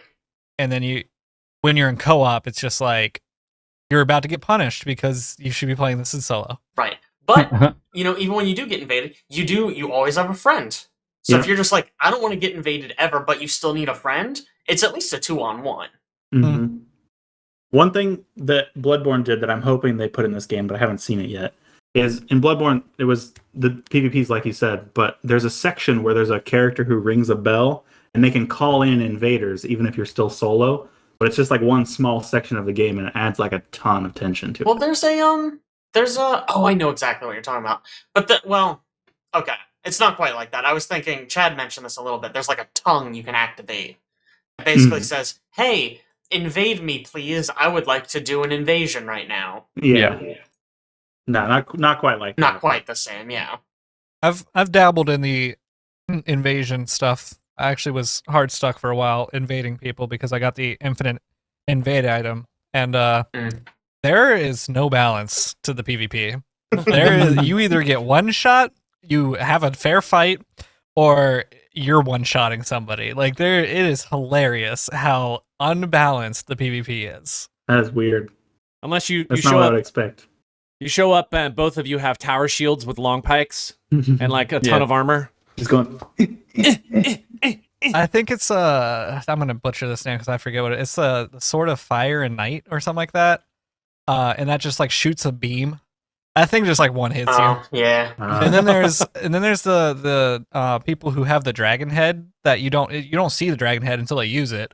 But it just like blows fire and it just kills you in one hit basically. And so like they lure you into without blocking, they just kind of stand there, then they use it and you're just like, "Oh crap. Fell into that trap." So yeah, but those times that when you're invading, and I think this is the cool part is that you're always invading down a man. So like, there's either 2 or 3 people that you're versing. It feels really nice when you win. Yeah. Game is solid. I am constantly impressed. It's actually crazy, like the frequency at which you find interesting like items and or fights. Because like you can just hop on for like an hour and you will probably find like a cool new item that does something unique, or like a new boss fight that is fun to try to finish. And it's absolutely packed with that stuff everywhere. There have been like 3 separate times where I've been like, okay, I've probably seen like most of what this game has. Let me just hop back on the main line and like finish it, and I go, oh, I'm sorry, how much bigger is the map? Yeah. Oh, I'm sorry, what is this secret underground area I had no idea existed? Yeah. They do a good job of hiding the map from you until you get to sections of it. Man, I really like that aspect that you start with such a small map and you're like, okay, I've explored like a quarter of this. I feel good, like I'm progressing the game. And then you go and you get one map in one map area and it's like, it blows up. It like quadruples in size every time. It's incredible. The moment that you find the really long elevator to the underground area, and then it adds a button to the map screen to cycle between layers, I was like, "You've got to be kidding me!" Like, how? No way. My mind was blown for a while there. That's crazy. That's got to be like not the only location that does that too. Like if they added, No, it's obviously definitely now, just one. Absolutely just one. It's so crazy. Game is really good. Good. I feel really bad. Derek bought it and was playing it. He played about like 25 minutes, but he's never played. He's like me. He's never played any game like this. And his experience was pretty poor because he doesn't like, he's like, I'm dying in one hit. I'm like, yeah, apparently that's what all these games are like. Sentinel. Yeah. Well, that's what he said. He's like, I fought this guy on a freaking horse and he just was wrecking me. And I'm like, I don't know what to do here. I'm like, well, most people skip him. Like, what? Man. Yeah, it's just like, don't just fight skip him, him. bro. Especially because they're like trying to attract people that are new to the series. Like putting that dude right there, kind of rude. Not gonna lie. What? I feel like it's a teaching moment. I also think it's saying, hey, look, this guy's hard, but look at how big this freaking area is. He's right there. He's just that way. There's Figure all this of one the other out. directions. Did they not like if you? Okay, first of all, it's so easy. I know this is a joke. It's so easy to miss the tutorial. Okay, so Sure. I know you guys joke about how the dude says jump into the well, basically, but it's so like Frank missed it. I missed it. Completely missed the tutorial. But if you do find the tutorial, does it not teach you how to sneak? Right. So wait, when you get to that, it does. Yeah. What's the tutorial? Oh man! At the beginning in the cave, there's a sign that says, hey, if you want to learn a bunch of stuff, jump in this hole. Even more, there's a man who says it. There's like a ghost man sitting in a chair next to a big hole, and you're supposed to willingly throw your body down this big hole. Oh! I mean, you look thought down he and was there's stuff dead, to jump on, like right and he's there. like, yeah, jump in the hole. And I was like, I'm not freaking jumping in the hole, so I just left. It seems like a trick. Jumping. Try jumping, It guys. seems like a trick. Like, why would I jump in there? That looks like it would hurt. If That's new where the players tutorial is. do get into that tutorial, it does teach you sneaking. So if they get to that horse, probably sneak because you don't have a horse and that guy looks really big. Yeah, So very go big. somewhere else. So I mean, This also leads me into the topic of it seems as if a lot of people did jump on the hype train of Elden Ring and like the 10 out of 10s, sometimes 11 out of 10s that were being thrown around for this game. And when they got into it, they were met with that horse, or they were just met with the fact that this isn't your God of War. Let me spam every button in the book and like just, kill everything. Now, God of War like 1, 2, and 3, not the newest one. Yeah. Sure. This isn't your, action RPG that you're just going to be able to face roll and be good. This is like a game where you have to learn from your mistakes and level up, and it's a hardcore game. It's titled relaxing on Steam, but it's a hardcore game. Is it? Ain't no freaking way, dude. Is it tagged relaxing? That's ridiculous. Yeah, I think when I somebody's play trolling. games, Yeah. and I go from leaning in my chair to almost eating my microphone because I'm leaning so far forward, and then I die and I lean back a little bit more. I'm like, oh, all right. There's been multiple times where I've stopped playing, and I have this little pressure point thing, right? I have to literally use this on my shoulders and neck afterwards because I've been like in a tension ball trying to beat like a hard boss or something. One other thing I wanted to say about this, because we were kind of touching on it anyways, is this is very much a single player game, obviously. I mean, you're just sprinting through the world yourself, but I rarely experience, most of the time when I play a single player game, I can't focus on anything else. I can't have a conversation with people. I can't be in the middle of a group talking about things. I have to be focused on the game because I'm playing it. But this game, two things. One, I feel like it lends itself to people talking about their experience playing the game so you can better experience it. There's so many things that you just don't know or won't figure out, or just it would take so much to learn it. You almost have to discover it by talking to other people who have played it. And they're like, well, this was my experience as a Tarnished. I did this. Well, okay, that's cool, because I'm also a Tarnished in the same world. I'm going to experience what you've experienced, but in a different way, because I have a different character, obviously. That element, I think is really cool, because I don't play a lot of single player games where you have interactions with other people where you're talking about, this is the way I approach it, or did you know that you could do this? Or, yeah, you can only do that one thing if you find this one item in this one spot on the map. Yeah. It's really cool to get, but you should go do it because it's a really fun part of the game that was developed. There's plenty of times that I've been playing, sitting alongside Caleb, and he's like, oh, did you find this one thing yet? And I'm like, no. And he's like, all right. And then there's like a screenshot of a piece of the map, and he's like, you should really go check out this area of the map, without like giving too much away.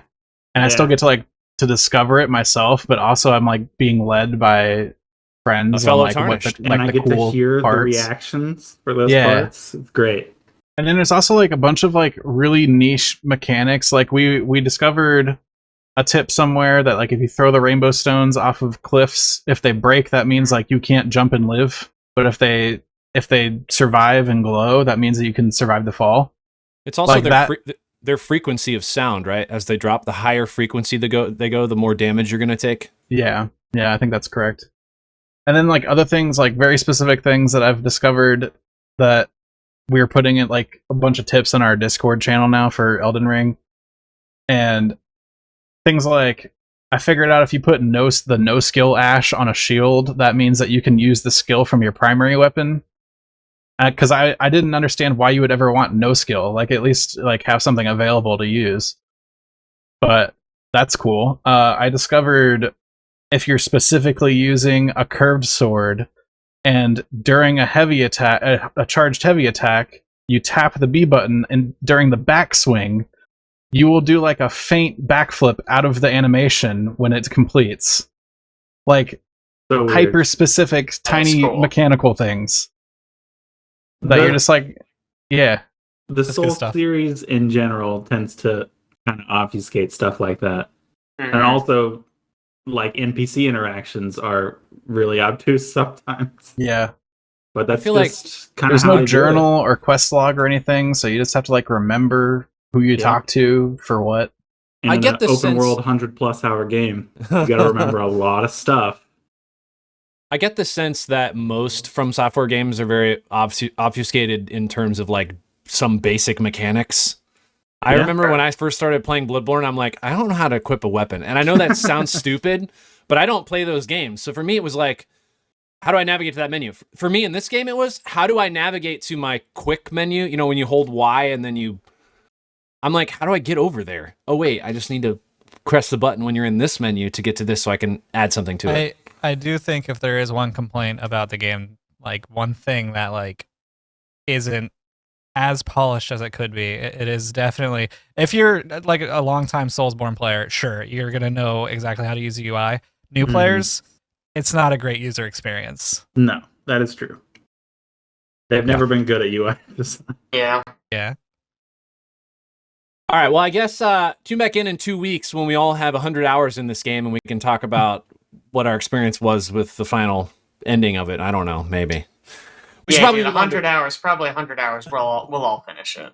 Yeah. Yeah. We should probably move on to a couple other things though. Before we end this. Look at how many things there are still on this freaking list. So much left. Let's briefly talk about Next Fest. Yeah, what a time to have Next Fest, right when Elden Ring was released. Come on, guys. Hey, as someone who wasn't playing Elden Ring, I got to enjoy Netflix a lot. Also, they extended it a little bit into this week because they had like the Women's Day demos and sale fest that happened on Steam. So there was even more demos to play. Cool. Yeah. Also, just so you're not confused, the Women's Fest is not just female main characters, it's female developers. Yes. Specifically.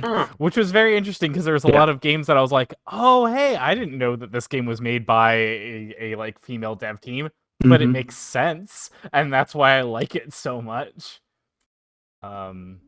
Yeah, did anyone else have some good demos that they played before I go into the like copious amounts that I ran through? I played exactly 2 demos before Elden Ring came out. And one demo, I don't remember what the game's called. It wasn't terribly good. Good content. I did play Soldiers, spelled S-O-U-L, for some reason, which is the Souls demo, like? Oh, sorry. No, not really. Was that the? I mean, it's got that dodge roll mechanic, but okay, so it's not the Metroidvania because you did play a Metroidvania. Metroidvania. Oh, it is the Metroidvania. It is the Metroidvania. It seems like a really solid Metroidvania. I mean, I only played less than an hour of it for the demo, but it seems like it's gonna shape up to be a pretty solid Metroidvania. I was very much enjoying the combat. I played so many games. And there was just a lot there. Let's see. To go through this quickly. Neon White. Holy shit, everyone needs to play this game. It looks awesome. It was so much fun. The soundtrack was dope. The voice acting was very good. I was sitting there and I was like, I swear I've heard this main character before. Like, he kind of sounds like Spike Spiegel. Google the game. Voice actor for Spike Spiegel, and I was like, "Hey!" So I was very happy about that. But it's another game developed by Annapurna, and Annapurna just makes good ass games. They just do. I don't know what it is that they have going on there, but they know how to make good games. It was a very fun game to play, and as much as it seems like just kind of this weird speed runny kind of game, it was just a lot of fun to do that and just keep replaying over and over again to try to find shortcuts and things that you could use the cards for to like go somewhere else that you haven't gone, or be able to like speed in a way that, or bounce your character in a way that you could get to the ending faster. So that was a lot of fun stuff. Also checked out Celestial Empire. Don't play that game. It's bad. Also played a game called Heroes Hour. I don't know if this game was good or bad or not. I was playing it for a solid like 90 minutes, and I think Alex was watching me play it, and I was like, I don't know what's going on. Like, I don't know if I'm winning. I don't know if I'm losing. I don't know if it's good. I just was so confused by it, and I was like, it reminded me a lot of a game that I really like called Lords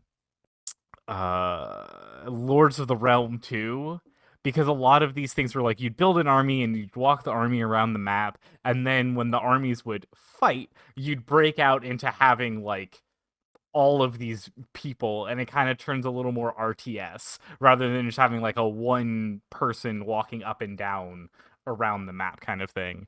And I liked that, and I thought that was a good way of just being like, you have your hero character, they're walking around, and then once they get into a fight, you have like this kind of mass tactical gameplay kind of thing. And I thought that was cool.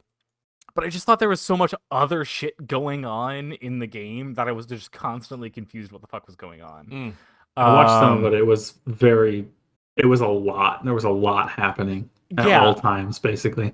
Like, I want someone else to play it to tell me if I'm just doing it wrong, or like what else is happening, or like maybe they can learn some things and then tell me, because I know I'm not gonna like it, so yeah, like I felt like the tutorial needed to be a little bit better to explain things, because they wanted you to do things in order. However, you didn't have to do them in order. That's how all of the prompts came up. So after like 10 minutes, you're no longer on the prompts because they're like telling you to go do something, which I did not click on because I didn't know what they were trying to get me to click on. And because they're like, click on the Celestial Book. And I was like, I have no idea what the fuck a Celestial Book is. And then all of a sudden I'm like in like these crazy ground wars and trying to buy a boat.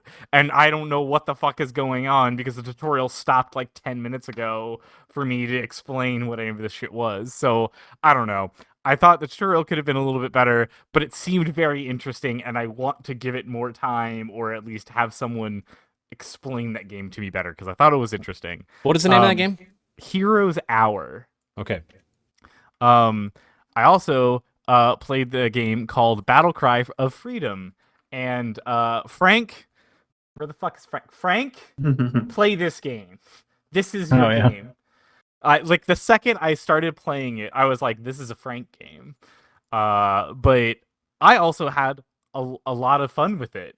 You play in the Civil War, and you have location-based voice comms. This is a Frank game. Yeah, this is a Frank game right here. And 30 minutes in and out. But I had to say, easy Frank up. game. It was like, you've got 150 to 250 people on each side at one time.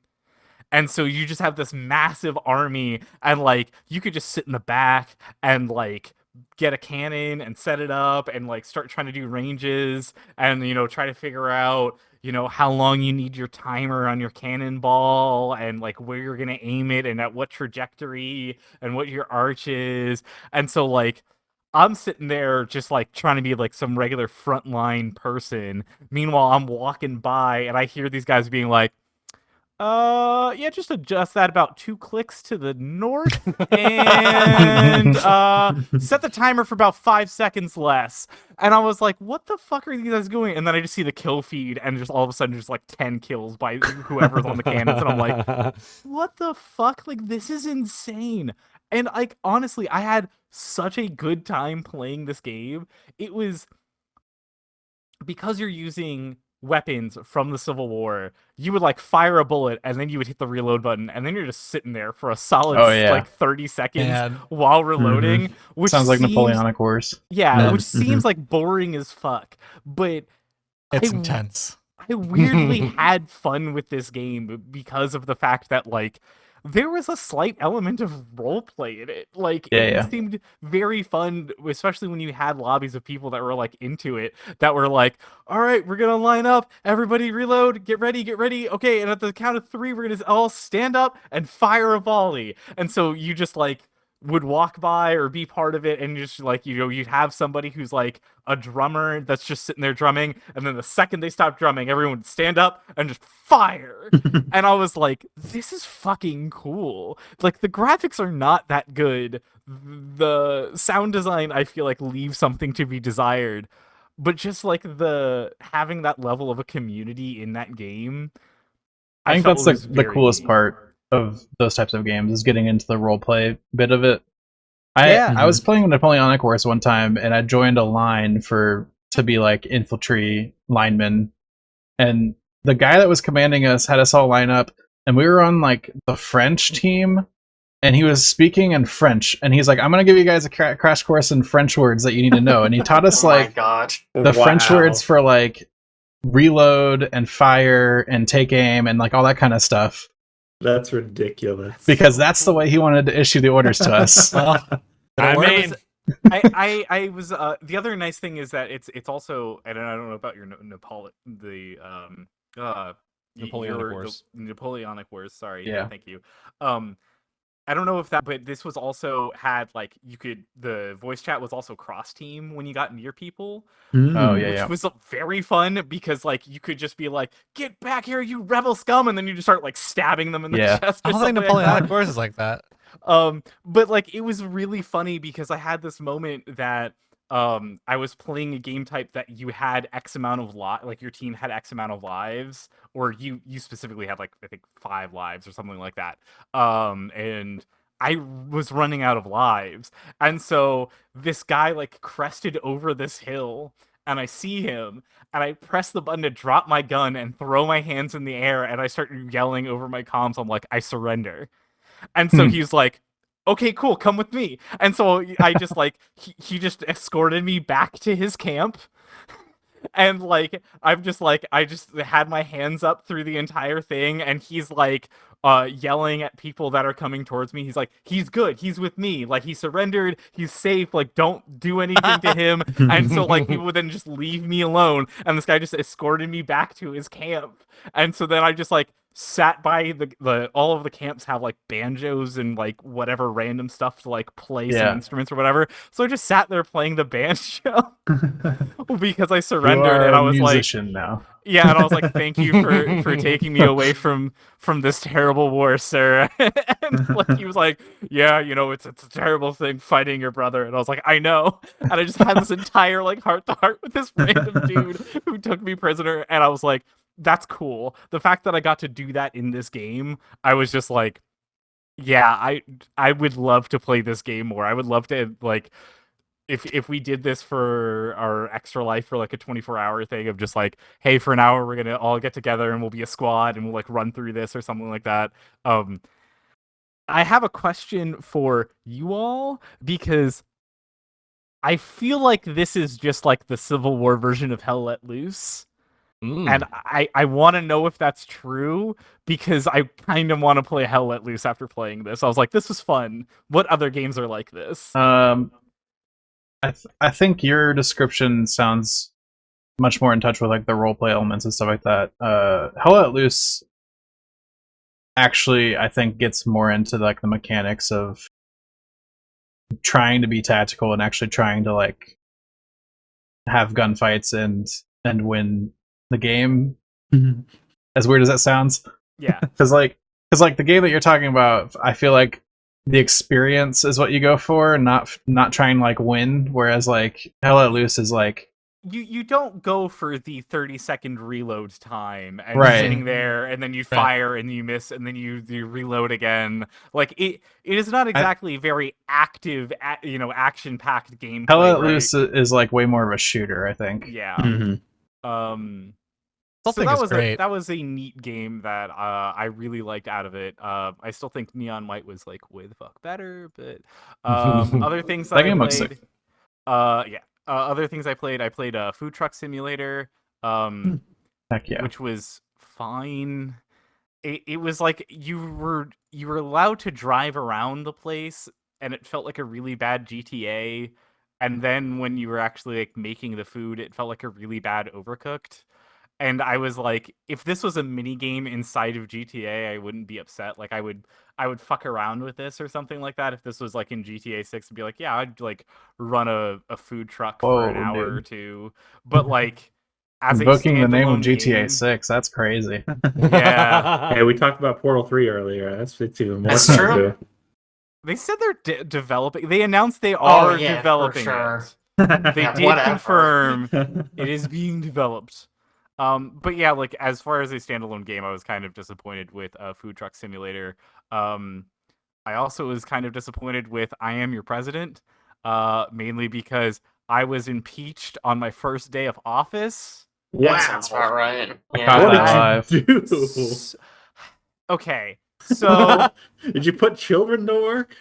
the This is a first Frostpunk game? the first thing that happened was I get a phone call saying it was me from another dimension, and they figured out how to do cross-dimension like telephones. And I was like, that's dope as fuck. So I choose to believe that this person is telling me this. But then I had no choices to stop believing this person, because then they started talking more and more. They're like, hey, what's your password? And I was like, do not tell him your password. And of course, I can't do anything. I've already chosen to trust this person. So of course I tell him my password, and the guy like hacks into the White House and steals all of our shit, and then like I get impeached. And I was like, well, that fucking sucked. So then I gave it a round 2. And then the first thing that happened in round 2 was someone showed up and they were like, hey, I'm one of the like alien lizard people that are like in the head of politics. You need to give us a stone on the roof of the White House because every other president has done that. And I was like, okay, so random like thing from another dimension.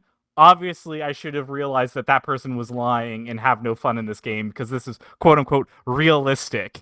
But then lizard people, 100% on board. And I was like, either yes or no, right? Like, either be on the deep end and have, like, dumb, crazy shit, or don't. And so I was really upset that they kind of they were trying to have both. And I was like, well, this sucks. Because now I don't know what to do on half of these. It was fine. Other than that, I thought it was an okay game of just being like, yeah, if you're like really into politics, maybe you like it, but you got to be like really into politics. You got to be like a professor of politics to really be into that game.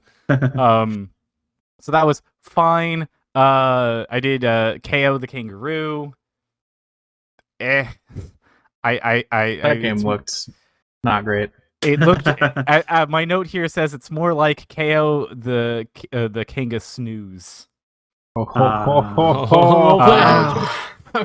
Yeah. I don't get it. Also played Neon Dash.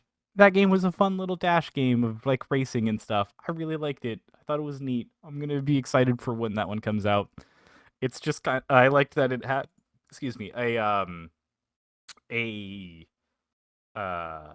what's the word I'm looking for? It had like a death wall that was behind you that you were like running from. So if you were going too slow throughout the level, the death wall would catch up to you and kill you. So you had to be going like a certain speed of fast to be able to do it. So I thought that was kind of a neat little racer. What was it called? Neon Dash. Or Neo Dash. Sorry. Neo Dash. Okay, I couldn't find Neon Dash, so I was confused. Neo Dash. Well, everything's neon nowadays, so I believed it. True that. It was Neo Dash. And, like, you know, I felt like a lot of it was kind of like, hey, what's different between this and playing Rocket Sonic League's Downhill with the random truck stuff? chasing you. Yeah, I was like, but it was fun. There's also a little arcade game I played called Feed All Monsters. I fed them. It's cute. If you like cute You games, feed all of them? I fed all the monsters. Okay. Oh, wow. Take pictures of them That's too. a lot of monsters. Yeah, I everyone. imagine. Maybe it's just one. Who knows? And then there was a game called Path of Kami. Wait, what? Like COMMIE, commie? Yeah, it's about communists. No, Yeah, Kami. Path of Kami. Path of The Kami. true story of Adolf Path of Hitler's Kami. youth. Yeah. Gosh. Wow. You play as like a But- little cute little wolf, and you solve some puzzles. It looked like a game that maybe would do good in a year with some more polishing. I'm not against the idea of it because, like, I liked Akami, but this one just seemed kind of a little rough around the edges when I was playing the demo of it. Mm. And that is everything that I played from Steam Fest. Dang. Nice So- little list. I wish I had overall, played more. Yeah. Like, good, bad, indifferent on the games you played? You felt like were available over during there was a lot of stuff Next Fest. available. I played a lot of them. Only a few of them I feel like were worth the demo. Okay. I My feel like experience was like a 70% win rate because there was one that I was whatever on, and there was one that I really liked. Yeah, there was the other thing was like I also was trying out different games. Like the Celestial Empire was like a city builder. I've never played a city builder, so I was kind of being like, okay, what's a city builder like? Do I like city builders? And the answer How is have you not no. played City Builder? No, the fuck I do not. You So should I How do was you play- not like you play like Planet Zoo and crap? Like, well, that's why I thought I'd like it. Was because I was like, I like Planet Zoo, and then I was playing this, and I was like, nah, I'd rather be playing Planet Zoo. This sucks. I think Frostpunk's the only city builder I've really liked. Play Frostpunk. It's good. Yeah. So there was a lot of different ones. Like the food truck simulator was to try out simulator games, and like they are also the people that did like gas station simulator and car wash simulator and some other simulator. So like this is what they do, and I was like, it's a simulator game. It's boring as fuck. I'm good. one day we're all gonna purchase Farming Simulator. Yes. And we're You all play gonna 16 farm. player multiplayer. They have 16-player multiplayer in Farming Simulator. Let's It's gonna do Why? Why? be. Why not? We could all That's run got a a good farm, point. guys. Can we run the same farm? Yeah, Oh, that's actually. we would kinda all fun. like have jobs on the farm and do our jobs. So why? I want why are we them not to have playing like games that are like fun games?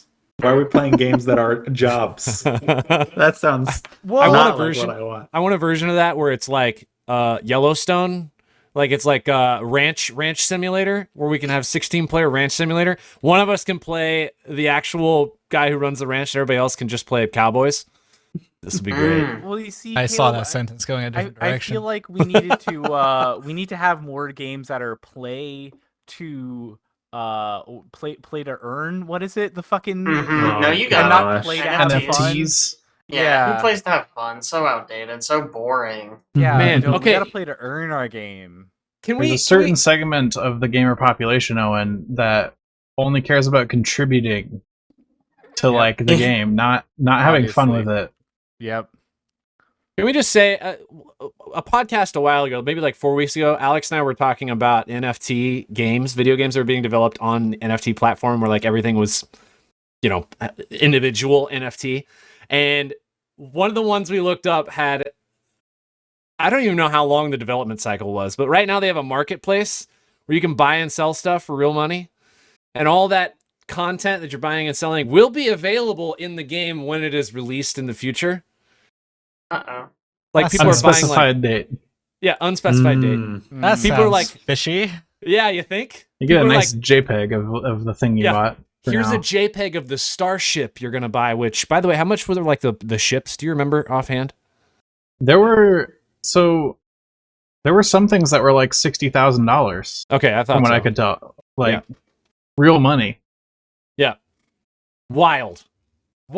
That is insane. Still Yeah. can't believe it. And there's like a limited number of them, and then it's not like they're all available still. Like some of them are purchased.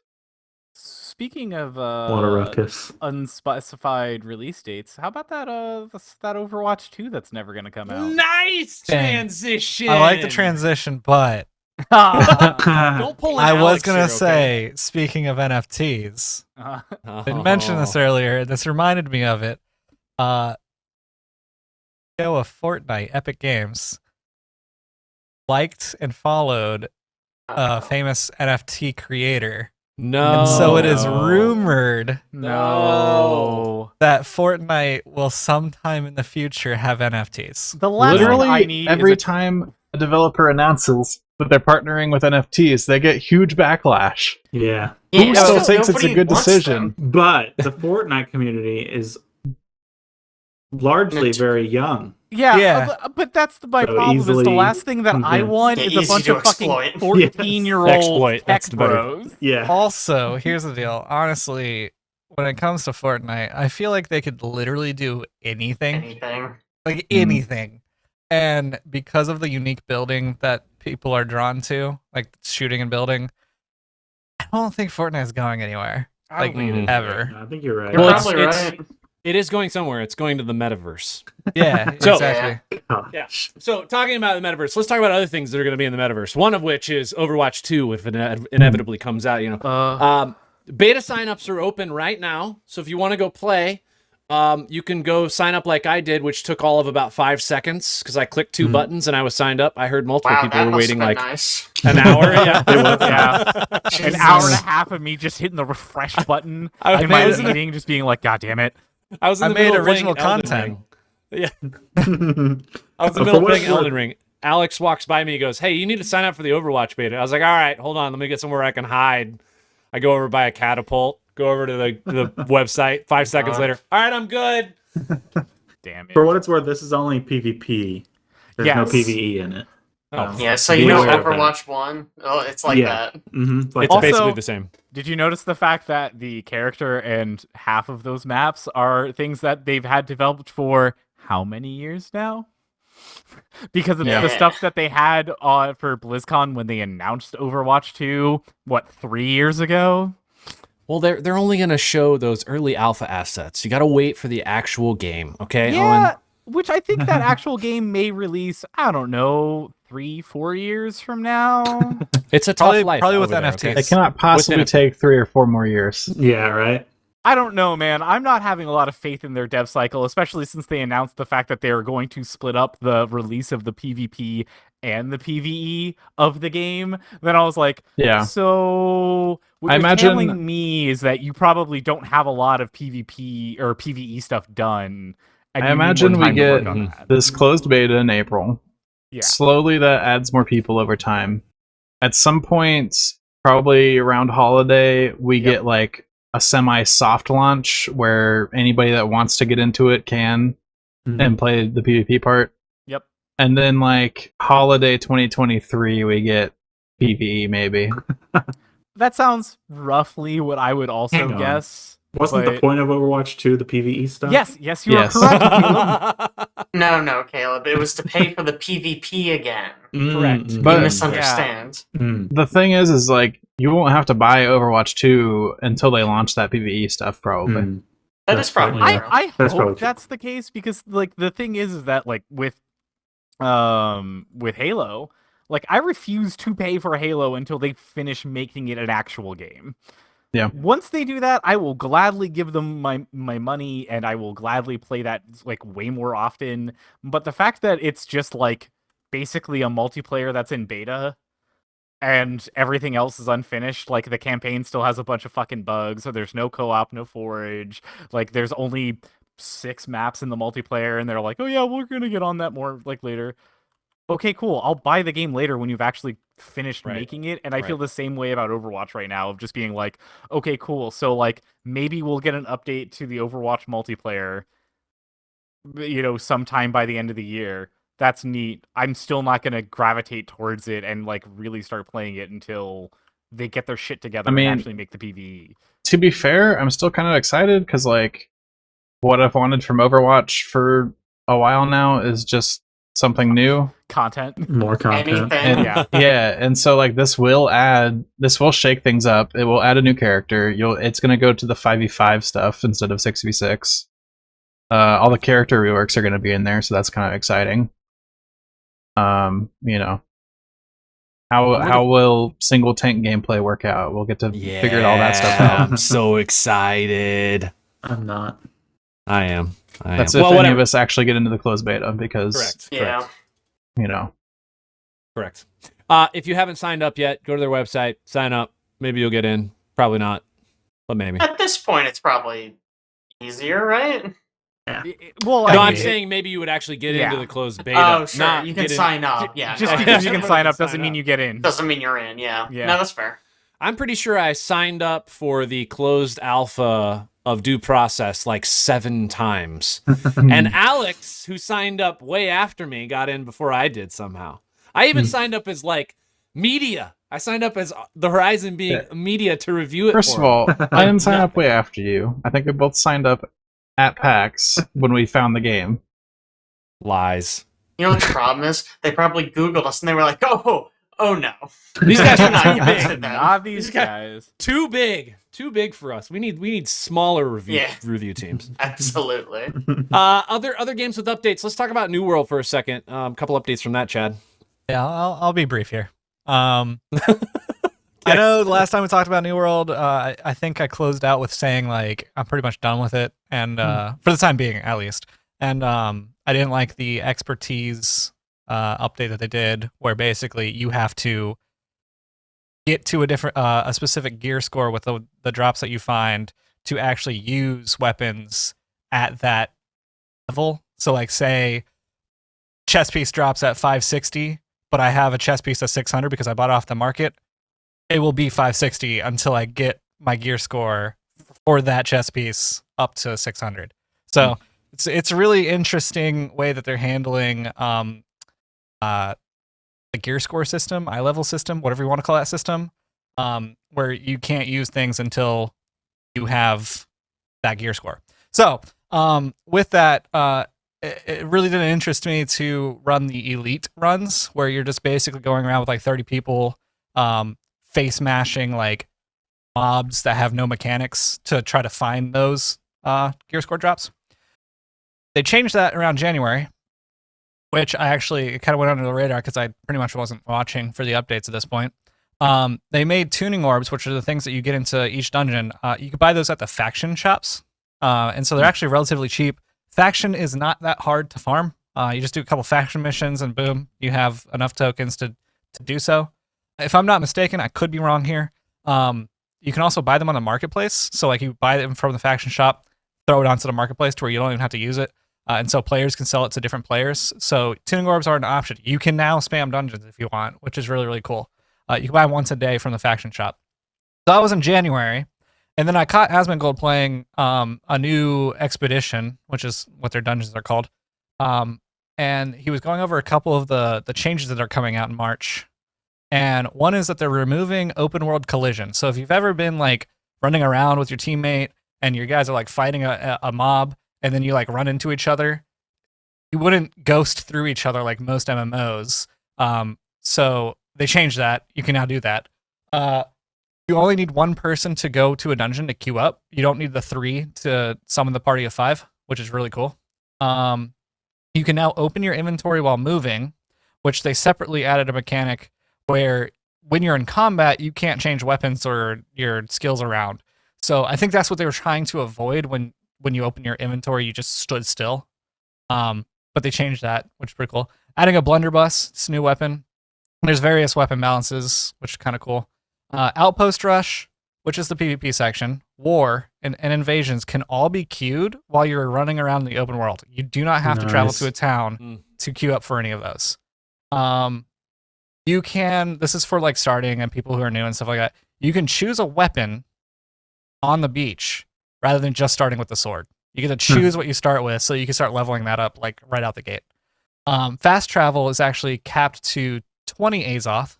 Never goes over 20. Could be lower, but it never goes over 20 anymore. And back in my day, it was like 200 to 600 Azoth sometimes to travel somewhere, and you only get a max of 1,000. Okay. Back in my day. Back in my day. There is, if people are interested in this, they can dive deeper into reading the content notes, but there are new level 30 content stuff that's introduced to where it's not just 1 to 59 is like leveling and then 60 here's content, which there was no content, but still, they mixed it up to where you can actually find things to do around level 30 that are like different zones and stuff to go to. So it seems like maybe too little too late, but they're going a step in the right direction. And I think Alex is the one that said basically MMOs take a little bit of time to kind of come into their own. So maybe you'll see New World in a year from now or 2 years from now actually being a game that people go back and play. And it got me to reinstall it and check it out. So wow, you just have to have another country beta test the game for you for like 3 years. Exactly. Right? Well, see, this is going to be the opposite. Like so much. Yeah. So this is going to be the West testing, and then it's going to send it over to Korea, and then boom, we'll do a switch. Yeah, returning the favor. Yeah. Exactly. Last but not least, in the news section, I just wanted to make note of this. Apple's new Studio display, which is a $1,600 monitor, Jesus, has a Thunderbolt 4 cable that comes with it. It is 1 meter long. It also has an optional cable you can buy for it that is 1.8 meters that costs $129. Excuse me. You can also buy a 3-meter version of it for $159.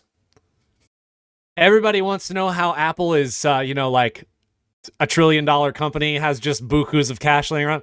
This is why.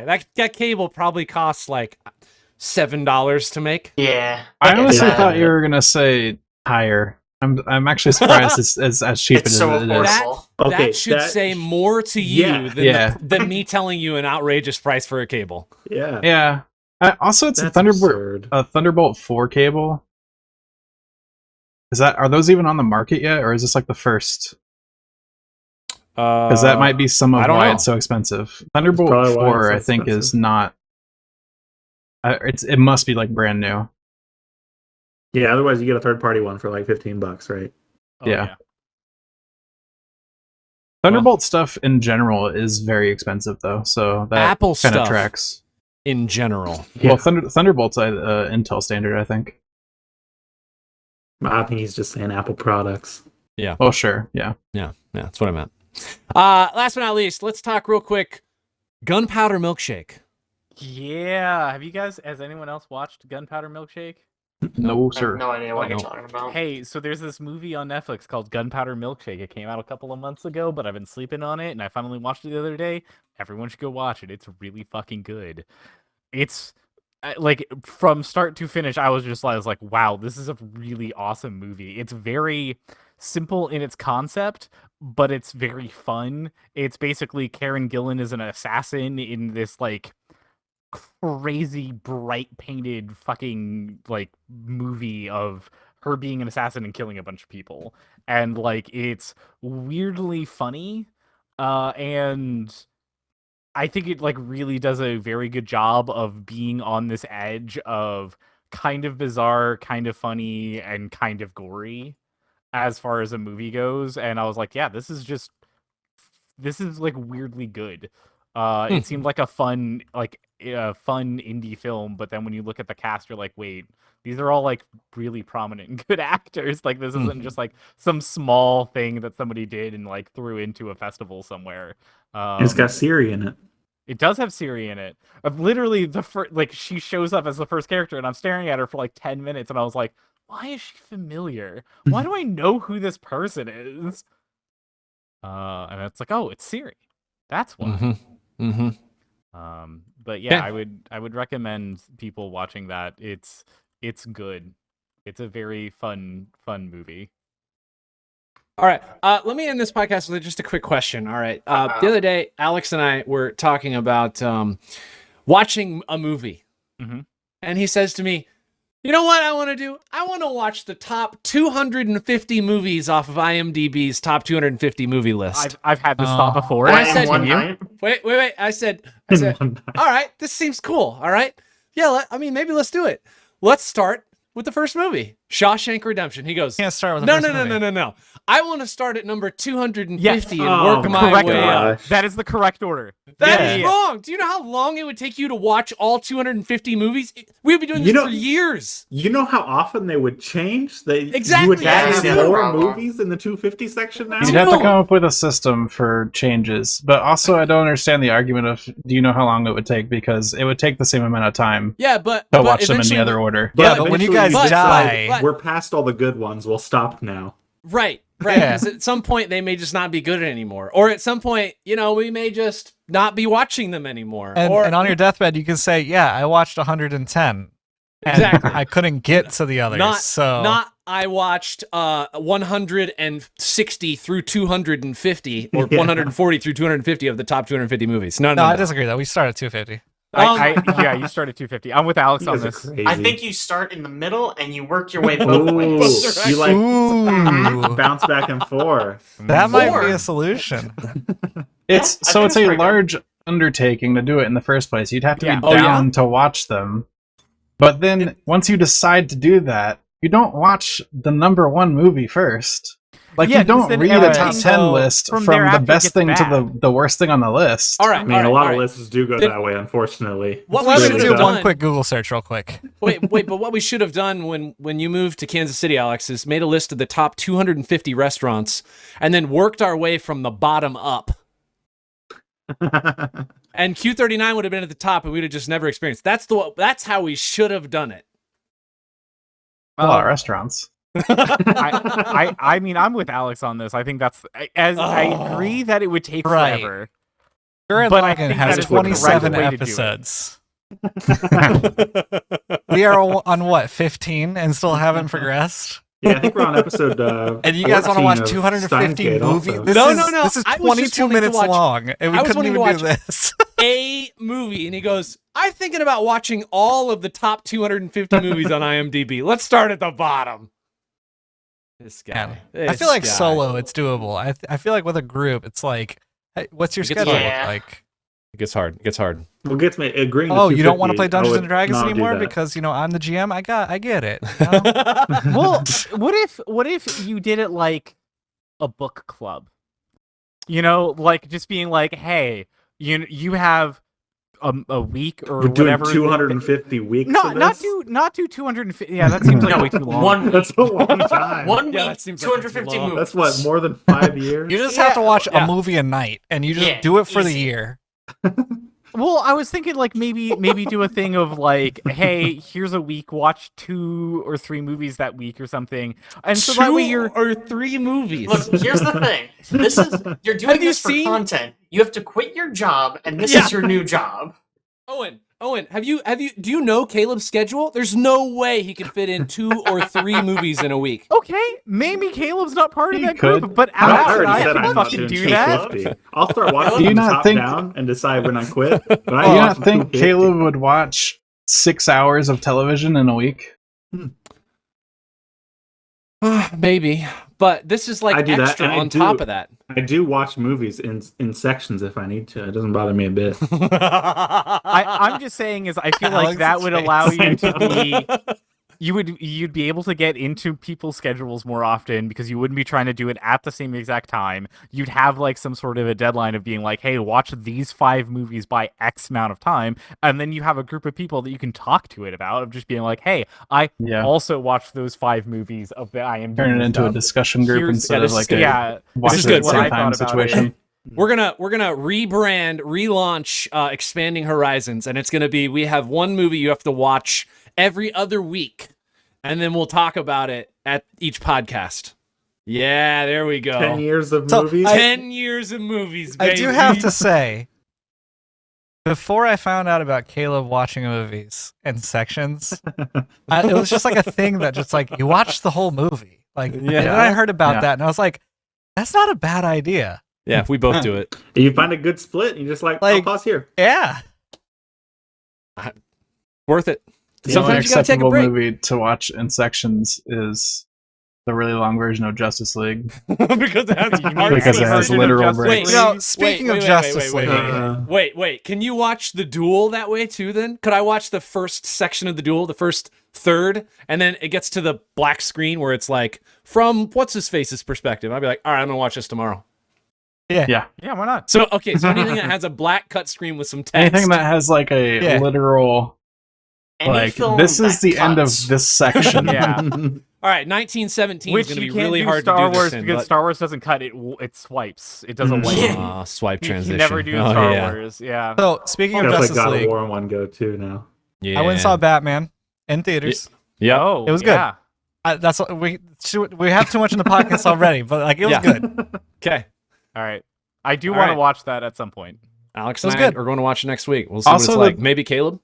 The top 250 thing, I also had the concession Oh, of boy. if it's something we'd already seen, you don't have to watch it, obviously. Well, sure, yeah. So Unless that you want reduces to, the yeah. number If you by don't like Shawshank Not- a Redemption's bunch. I out. feel like it's not going to be by much, though, Probably my not guy. a big number.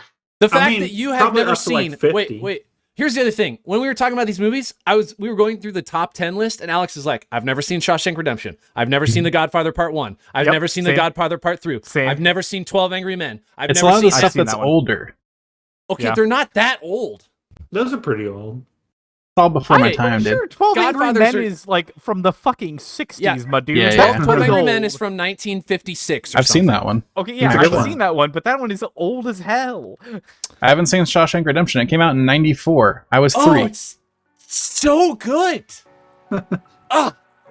Well, we'll get to it in 10 years. Anyways, tune back in then 10 years from now, and we'll get Alex's review of Shawshank Redemption.